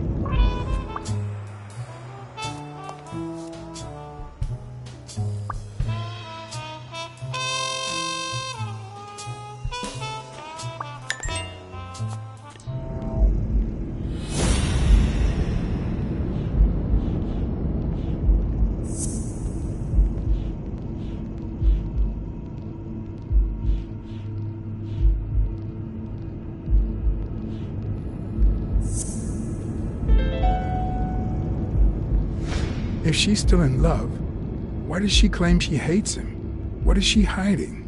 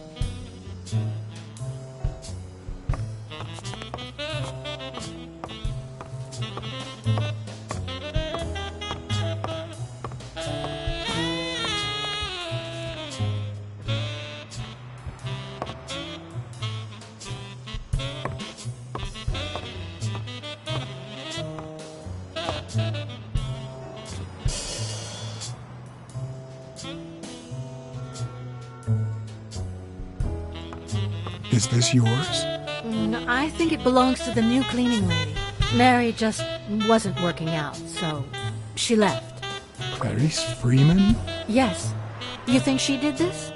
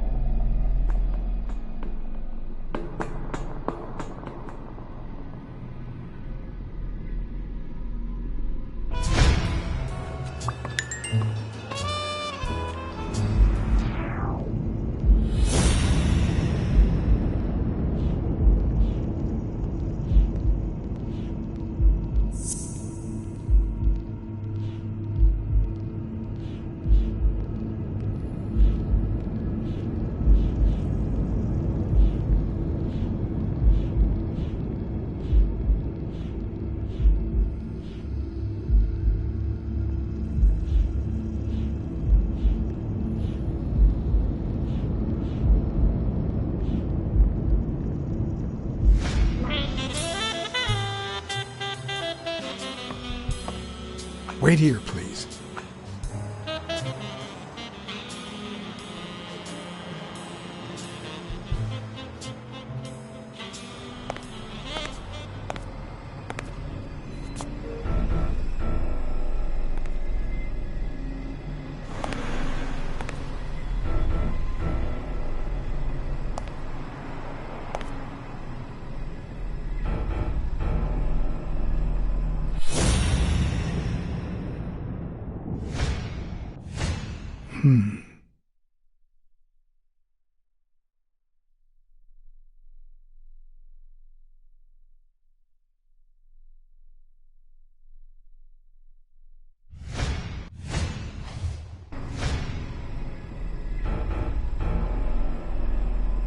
Ah, damn.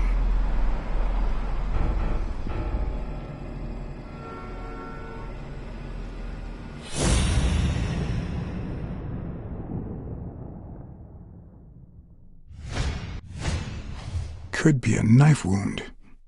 The murder was brutal.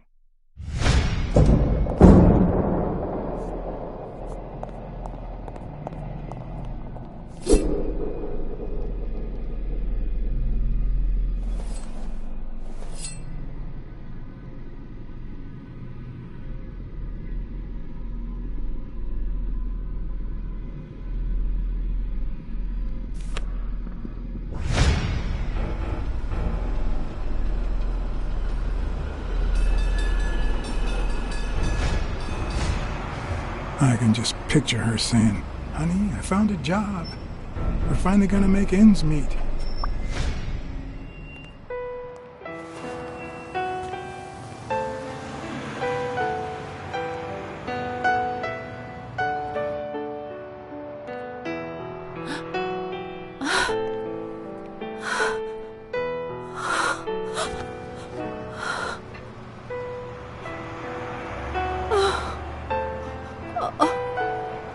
I want you to call the police, Sonia, and then go straight to a friend's house. Don't even think about going home, and definitely don't come back here.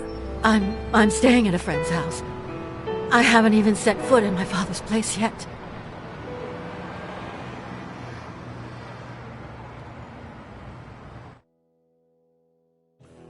Good. Do you have the keys? If the murderer didn't find what he was looking for, that might be his next stop, if he hasn't been there yet.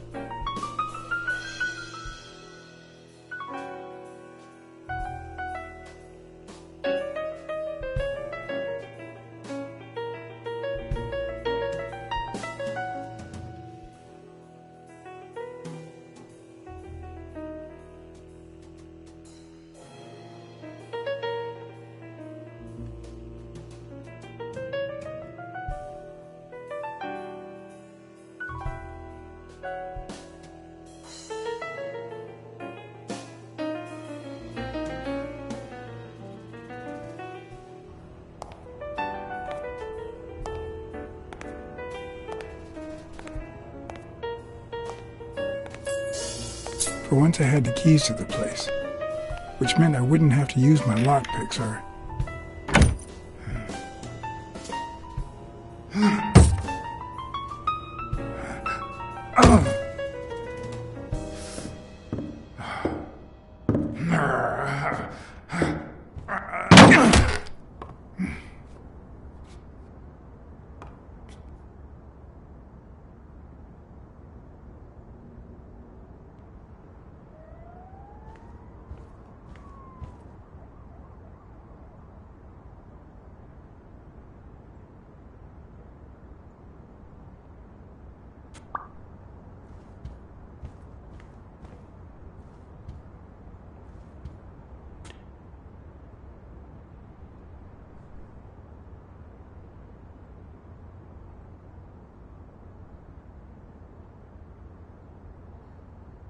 I seem to recall Dunn being mad about the pictures, but who knows?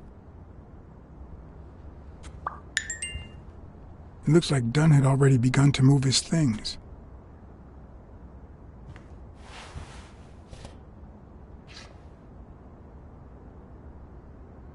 Dunn? Thorpe? No idea. And these two, they look familiar.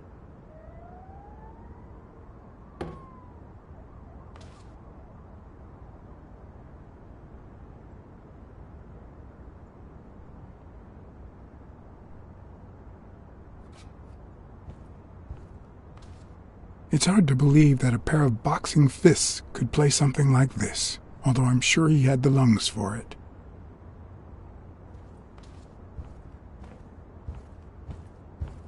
As I glanced at the telephone, I remembered the weekly password for O'Leary's illegal gambling operation. Even though I had rejected his reward for finding Yale, I had managed to make my own dirty money by ratting out the Eagle Pimp during our poker game. How much damage could a small bet do?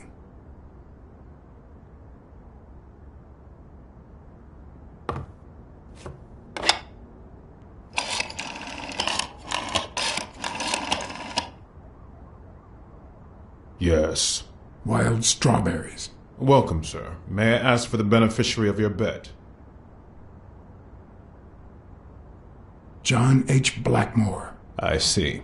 Event? Stone versus Yale, Madison Square Garden. Got it. Amount? $5,000. Winner? Yale wins. Place of delivery? I'd seen several locations written out in O'Leary's basement, but I could only remember one, courtesy of my new matchbox, La Iguana Pool Room. All right, sir. Good afternoon.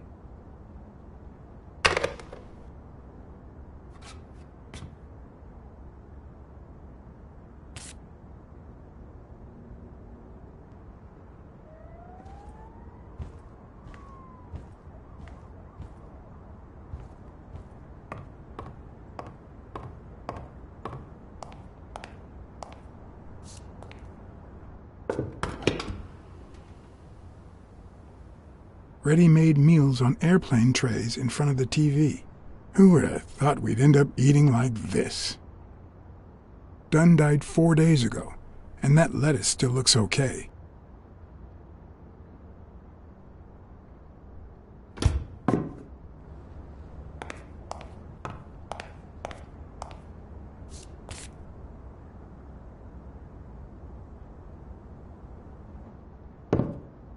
Sardines. It's been open for a few hours.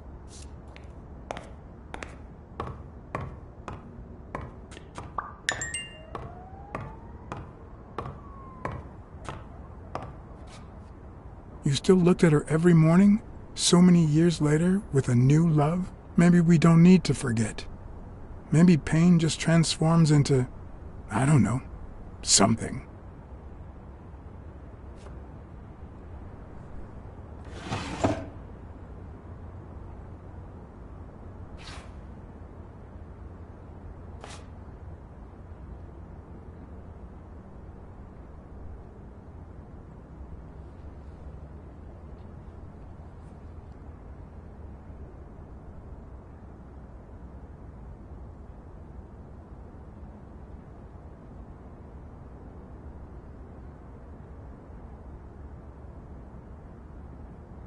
This is too private.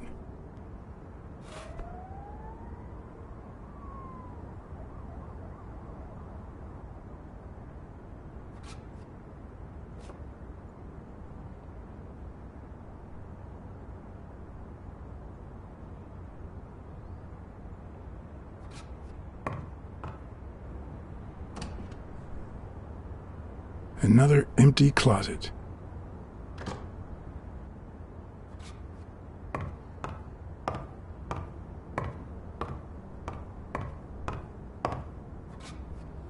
Elaine. I think that was Dunn's wife's name, according to Jake.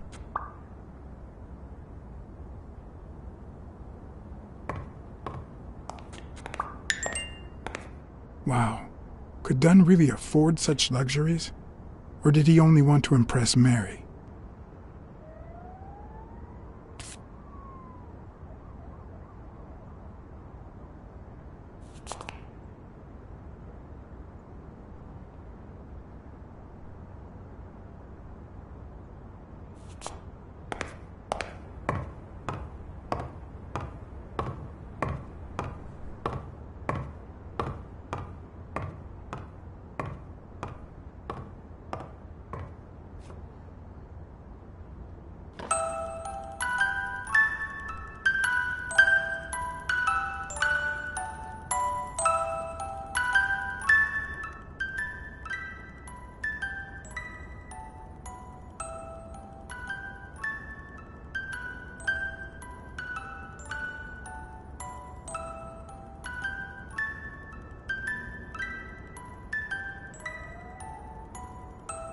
Could this be the origin of Sonia's interest in business management?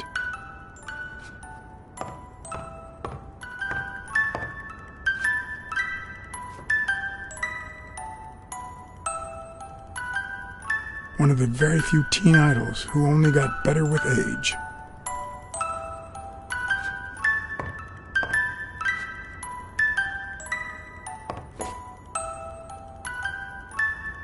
What's this doing here?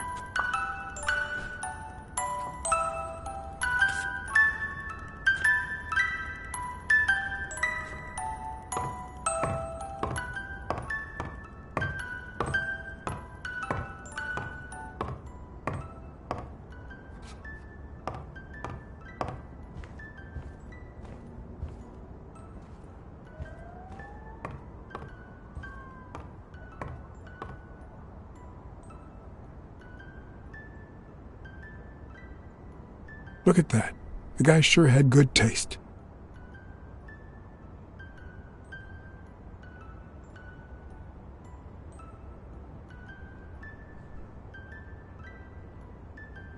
I see more art in a boxer's hypnotizing footwork than in certain modern paintings.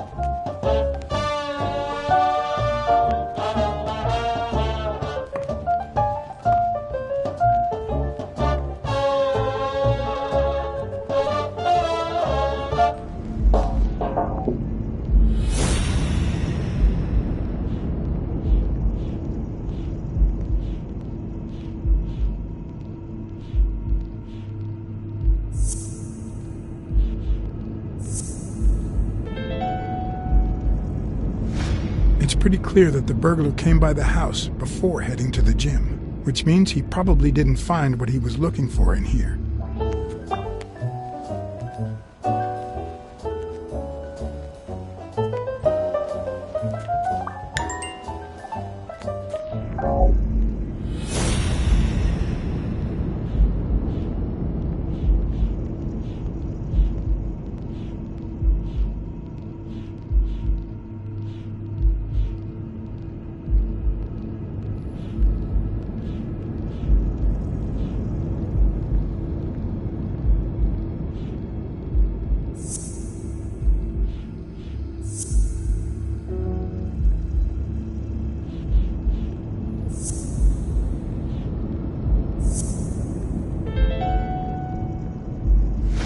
No, the footprints don't match.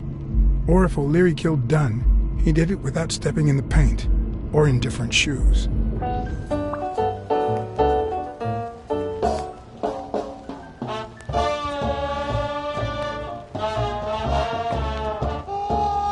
It doesn't look like anyone picked the lock.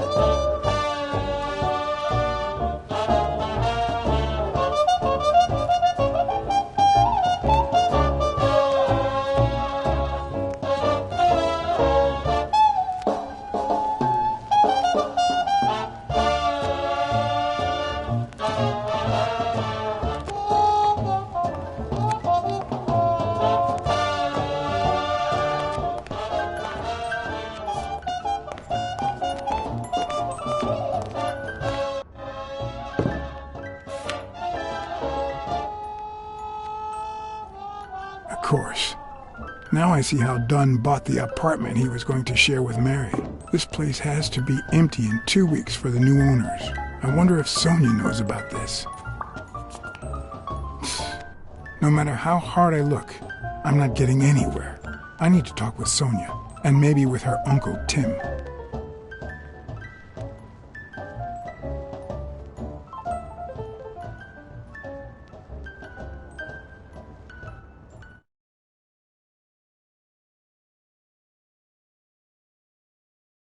It brings back I don't know. Good memories? An optimist, are we? It's like remembering the last day of summer. Scenes full of joy, picturesque landscapes, and yet the light is faint and the air is still, the calm before the storm. I know that feeling. I figured that much. I can see it in your eyes. We met in the Army. We were all professional athletes. They called us the Olympic Five. Who's the guy on the right? Angus Mitchell, our combat medic, and a doctor with the New York Warriors. It was Spanow who got him assigned to our platoon. Hey, isn't that Craig Spanow? The guy on the Morley's billboards? Yes, indeed. Our captain. He was the oldest, after all, and star of the New York Warriors. He was an orphan, you know. But he loved the sport so much that he said baseball was his family. He was the one who had Mitchell assigned to our platoon. Was Dunn already boxing? Yes, he was. I had already seen him fight before I even met him. He was as humble in the ring as he was in life. He'd always let his rivals take the initiative. I remember how he barely dodged the blows. If you didn't look at his feet, it seemed like he wasn't even moving. And the footwork, pure dancing. You could almost hear the music. The song would play until his opponent was exhausted. Then came the drum roll, followed by Dunn's victory by KO. Who's the guy on the left? Ah, Viktor Sukovsky, the athlete. You've probably heard of his medals. What about you? I had just signed with the Milestones. I hadn't even played my first game, but people said I had a bright future ahead of me.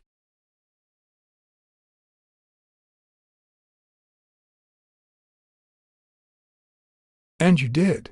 The cop at the hospital sure seemed happy to be the proud owner of a Tim Ironarm Thorpe autograph. Who would have thought that I'd end up becoming Tim Iron Legs Thorpe? What happened? I fought the Nazis for 2 years, up there in the sky, over Europe. And I never set foot in a field hospital. 3 years later, I crossed the street without looking. And look at me now. What happened to all of them? Zhukovsky died the same day they injured Dunn. Dunn received an honorable discharge and came home. He quit boxing and opened his gym. Mitchell was redeployed to a field hospital. Spano and I continued in the same unit, but nothing was ever the same. You see what I meant with the last day of summer. And after the war, well, who the hell cares? I do.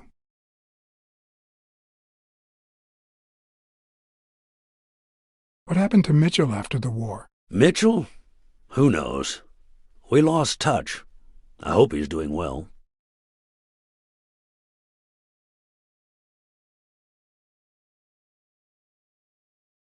I think I saw Mitchell not too long ago, but I can't remember where. Seriously?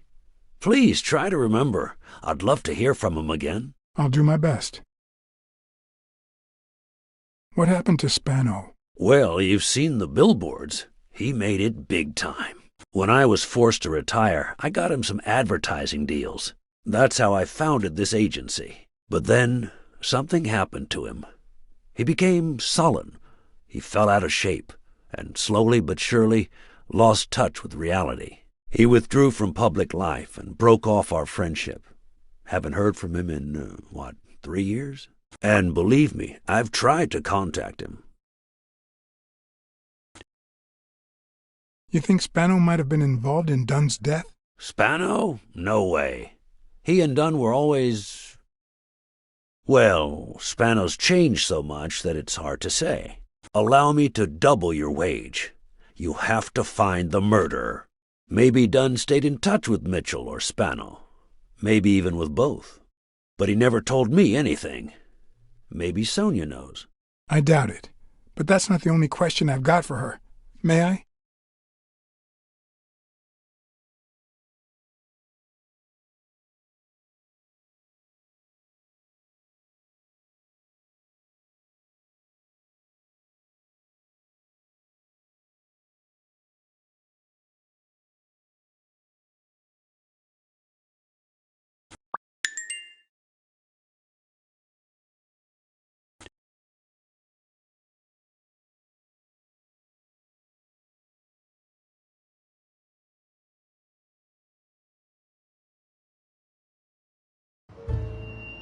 Yes? Sonia? No, she's not here. Who's calling? Where is she?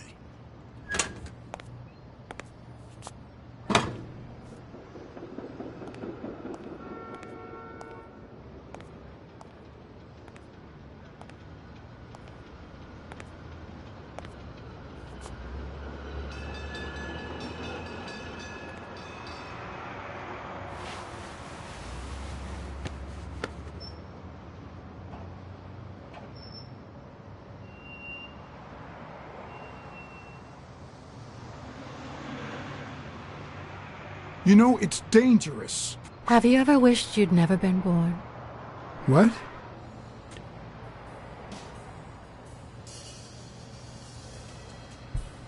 Yeah, sometimes. Then we're both in the same boat. First time was right after moving to New York. I hated my mother. She was the reason we moved from the countryside and the smell of freshly mowed grass to this dirty city and the smell of medicine. Her medicine. The second time was after she died.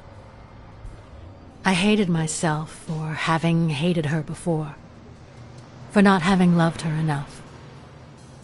The third time was when my father shut himself off. I hated him for that, for abandoning me, for giving in to the booze. Now he's dead, so take a guess.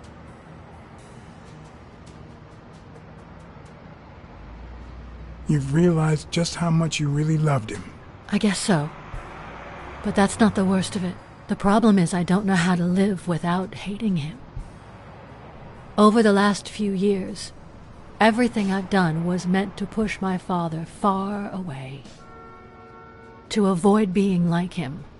To avoid making his same mistakes. Without him, I just don't know who I am. And you won't even let me hate Bobby, which might actually help me. The more you hate, the worse you feel. You think I don't know that? I need someone to blame. Without that someone, I have only myself to hate.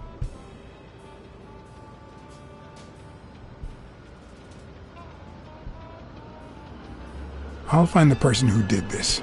I promise. Let me have my doubts. Although, you've already come so far. I'm sorry I haven't been a little more grateful.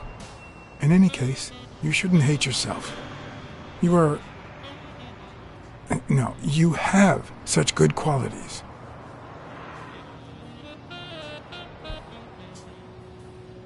You're as smart as you are kind. That's what my father used to say. Why would you think that? You try too hard to hide the latter, but I'm a detective. Anyway, can we just drop the subject? Did you go to my father's apartment? Yes. The thief went there before coming to the gym, which leads me to believe he didn't find what he was looking for. And what was he looking for? That's what I intend to find out, with your help.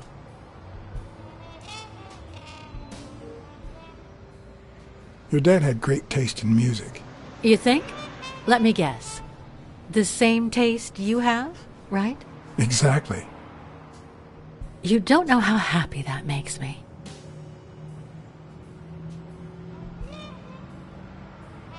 I saw your old room. That's embarrassing. Stop, or I'll end up hating you.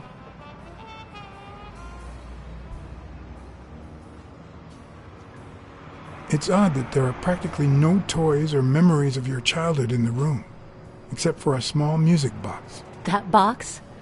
It might just be my last happy memory.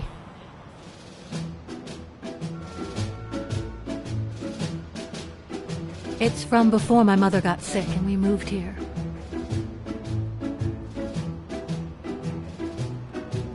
I loved reading stories about pirates.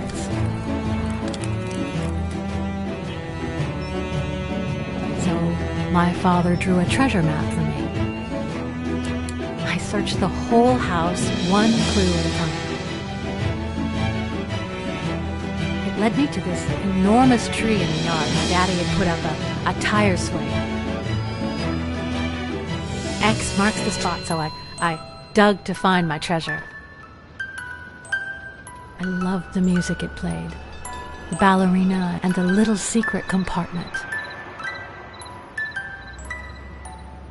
Oh, the secrets I kept in there. I think it's the first time I heard you call your father Daddy. Really?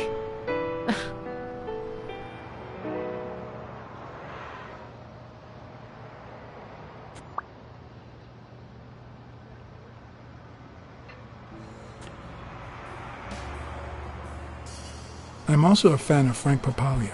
Oh, yeah, the poster. I only liked him because my father thought he was too modern. But I'm glad we agree. I thought you shared my father's taste in music.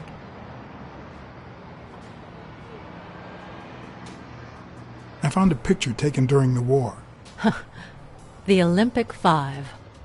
Did you meet any of them, besides your father and uncle? Well, Uncle Tim actually isn't my uncle. No? He and my father loved each other like brothers. Did he tell you that he saved his life? Thorpe saved your father? They were flying over Brittany in a 3-unit fighter plane. Zukovsky was the pilot, my father was the co-pilot, and my uncle manned the machine gun. Suddenly, enemy fire killed Zukovsky and injured my father, which is why he never boxed again. My uncle jumped out of the gun turret, ran to the cockpit, and managed to pilot the plane to safety. Oh, the times my father told me that story. And now...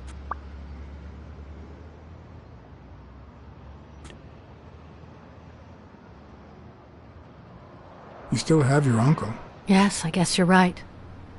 Maybe he can also save me. Did you ever meet Mitchell, the doctor? Mitchell? The lizard?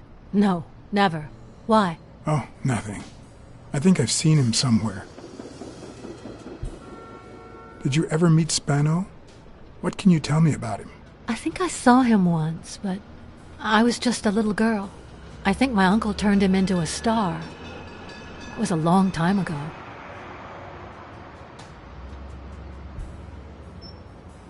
Are you cold? A little. Maybe I should go.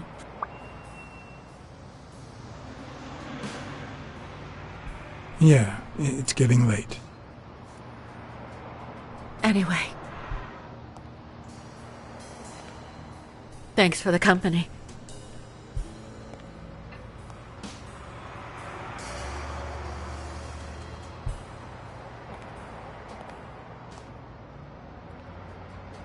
I knew I was looking at a solution, but what exactly needed solving?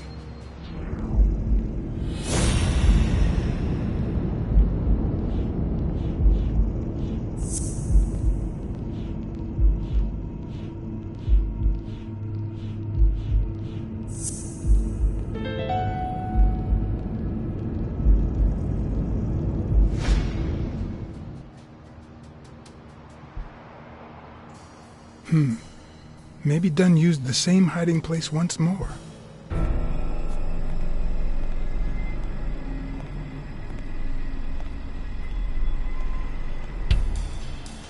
I'll never understand why detectives and criminals bluster while they fight each other in the pictures. What a waste of breath, focus, and energy.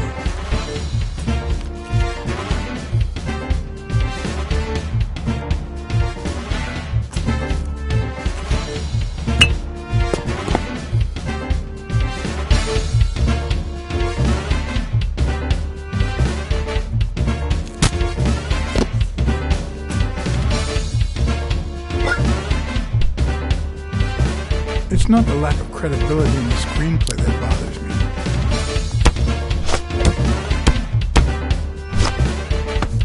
Plus, it's actually pretty handy. When a crook talks to you in the middle of a fight, you know you're up against a rookie.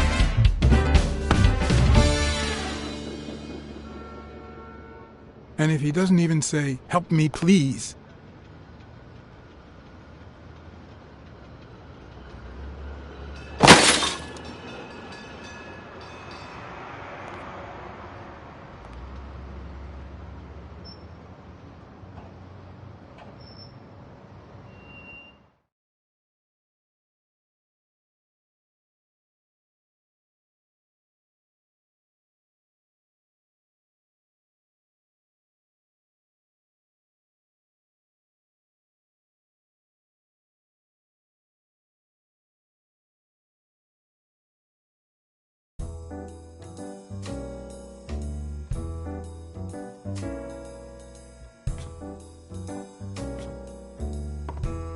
What did they say? Nothing serious. I lost another one of my 9 lives. Oh, this hurts. Got many left? I'm in the red.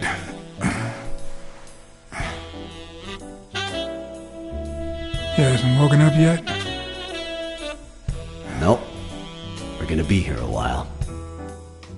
Vulpine, 7 letters.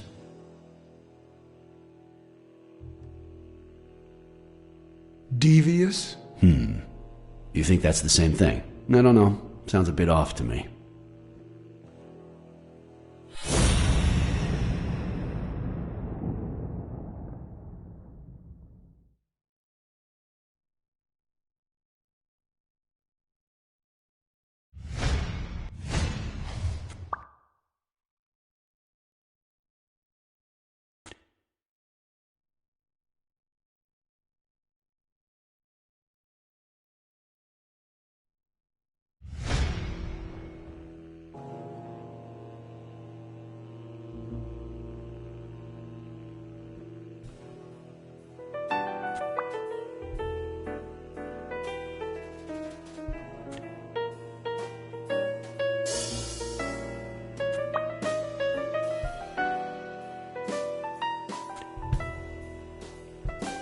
Wait, I know. Vulpine, 7 letters. Cunning. What are you looking for? Nothing. Will he live? He'll live. So what have you found out? Randall Lee. Apparently in love with our penitentiary system, judging by the frequency of his visits. Theft, assault, extortion. Minor things of the sort. Any partners? Always works alone. He's never ratted out his employers, provided they exist. Did you find anything? Is this our man? Do you have proof?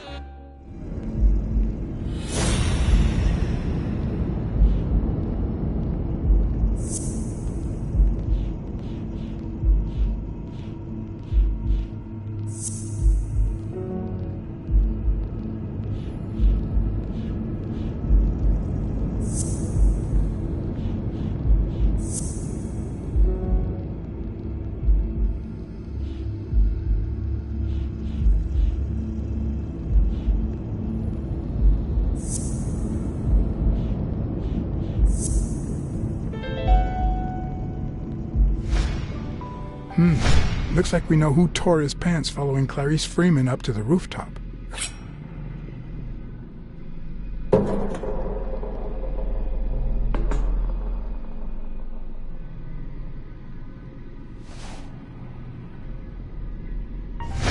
His pants have a tear in them. I found a piece of that same fabric at the gym, on the stairs that lead to the rooftop where we found the second body. Makes sense, but how many pairs of ripped pants are walking around New York City? I don't call that evidence.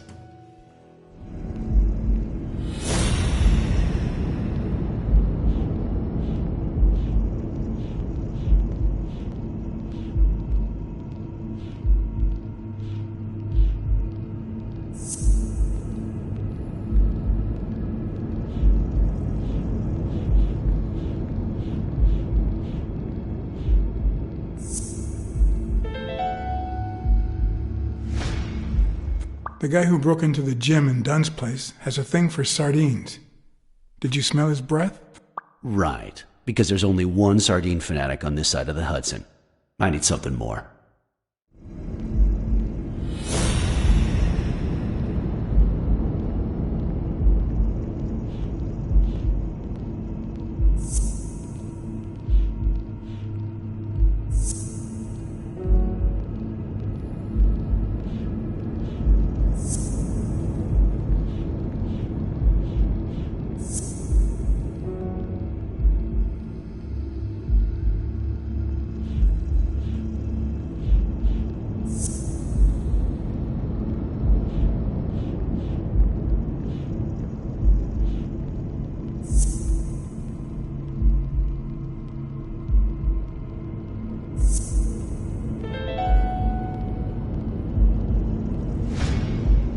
I saw footprints from those very same shoes next to both the Jim murders. Unless you're telling me that shoe is a limited edition, I'm gonna need something else.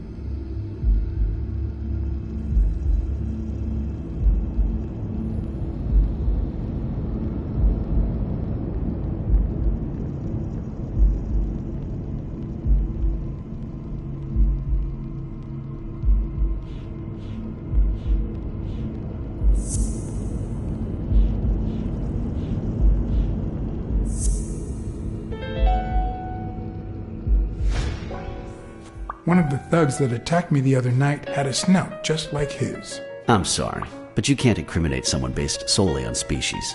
What else you got? What more do you need? I've given you 4 pieces of evidence. None of which are conclusive. He tried to throw me off the rooftop. Yeah, you're right. I'm sorry. He's our man. No, he's not our man. Make up your mind. He's just a puppet. Someone is pulling his strings. Could it be Yale?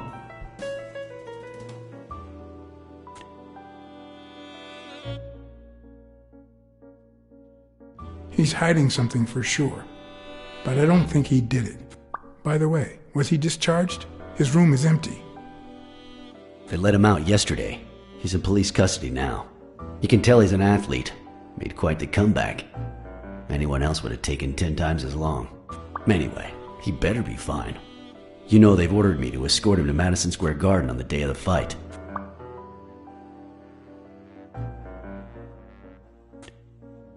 That's the first I hear of it. Quick, what do you want? Good cop or bad cop? I'm the good guy.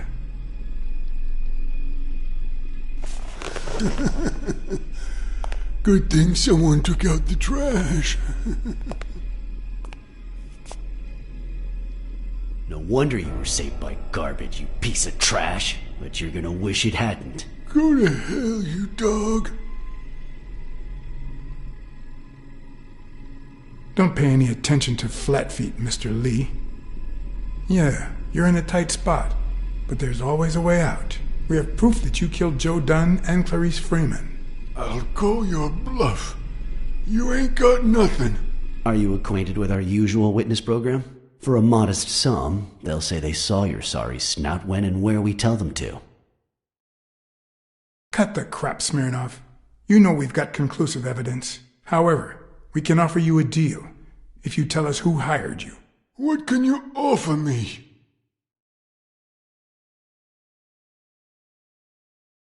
We could significantly reduce your sentence. I could testify that you helped me on the rooftop. That's a start, but it's not good enough. I want in on the witness protection program. New city, new job, new identity, and a clean police record. That's the only way I'll talk. Meanwhile, I want police protection 24/7. I'm afraid that... Whoa! Watch out!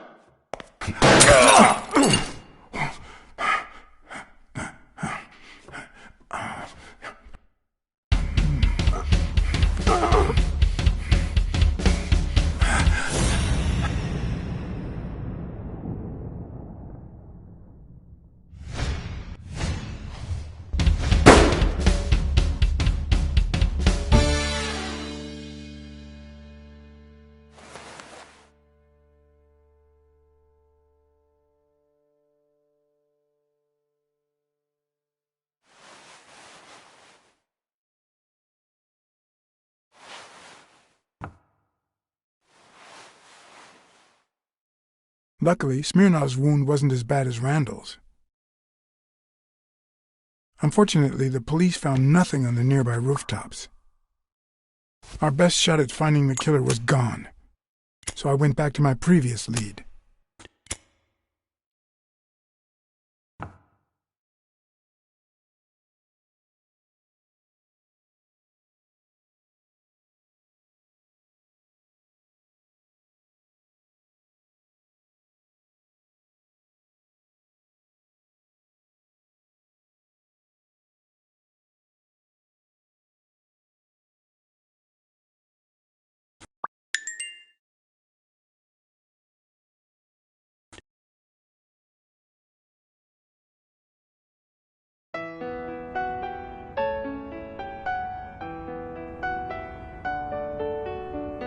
It's from before my mother got sick and we moved here.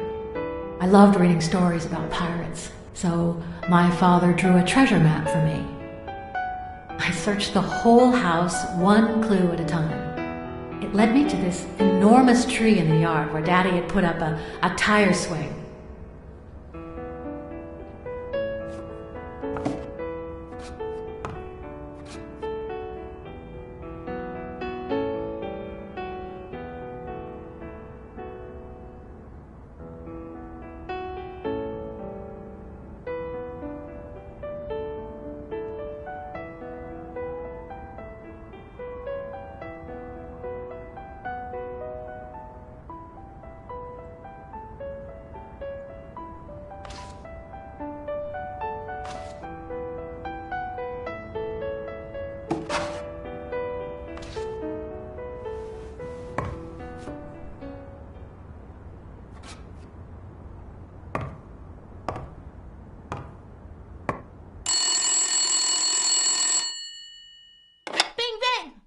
Hello, Smirnoff residence. You're dead! No, I got you with my lasso! Can you quiet down, kids? Dunn got killed for stirring the hornet's nest. And you confessed your crime! Kids, please. He'd been investigating athletes for months, including Helen Moore and Al Stone, among others.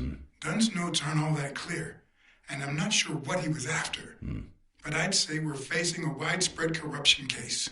Well, if you're right, that could be some dangerous evidence. Bring it here ASAP. Sure, but there's something important that I need to finish first.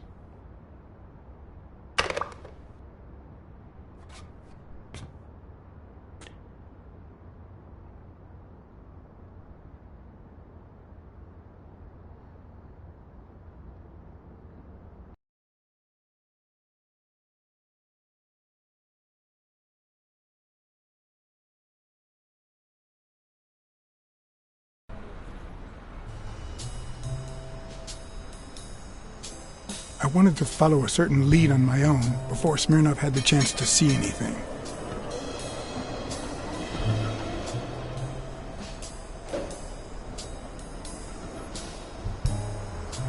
According to his notebook, Dunn had seen Craig Spano at Sam's Diner just 4 days before his death.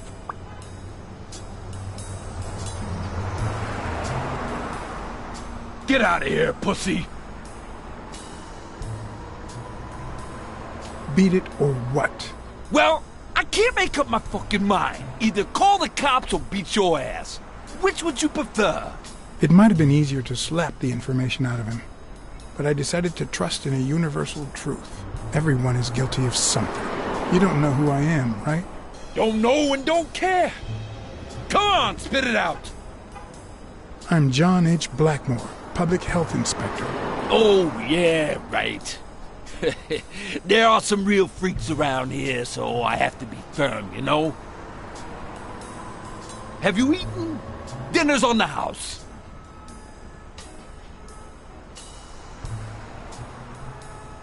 After you answer my questions. Sure, go ahead. Your call. Always at your disposal, Inspector. Ask away. Fear turned him soft and made him talk. Sure enough, Dunn had been there a few days back with a chimpanzee who matched Spano's description. Apparently, the guy still lived with his father. Dunn said he couldn't stay there a day more. For the time being, he would move into his place. Wait a minute. What does public health services have to do with that shit?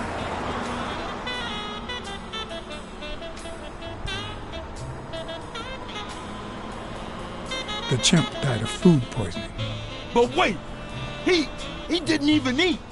Which is even worse.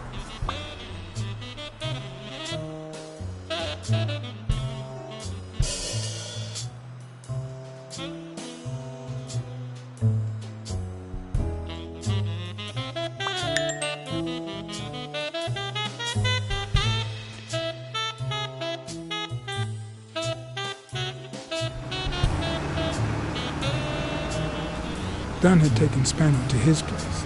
I wanted to believe that when Randall Lee broke into the apartment, Spano fled to his former address. But where could that be?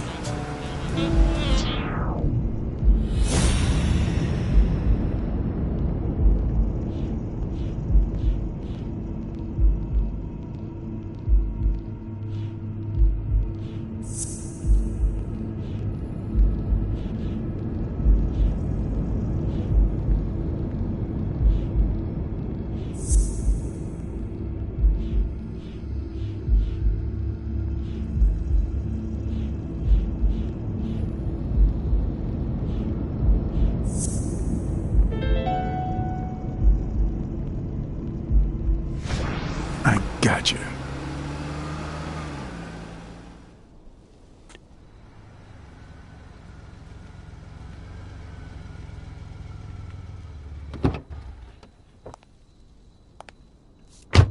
If the living have rich and poor neighborhoods, so do the dead.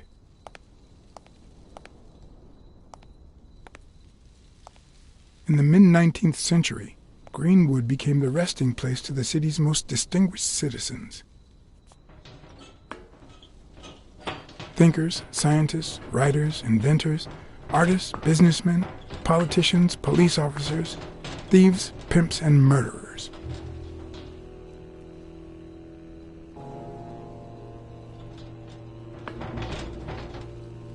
Here lie the bodies of the soulless minds that raised New York from the ground up. Now you know where to go to become somebody in the Big Apple.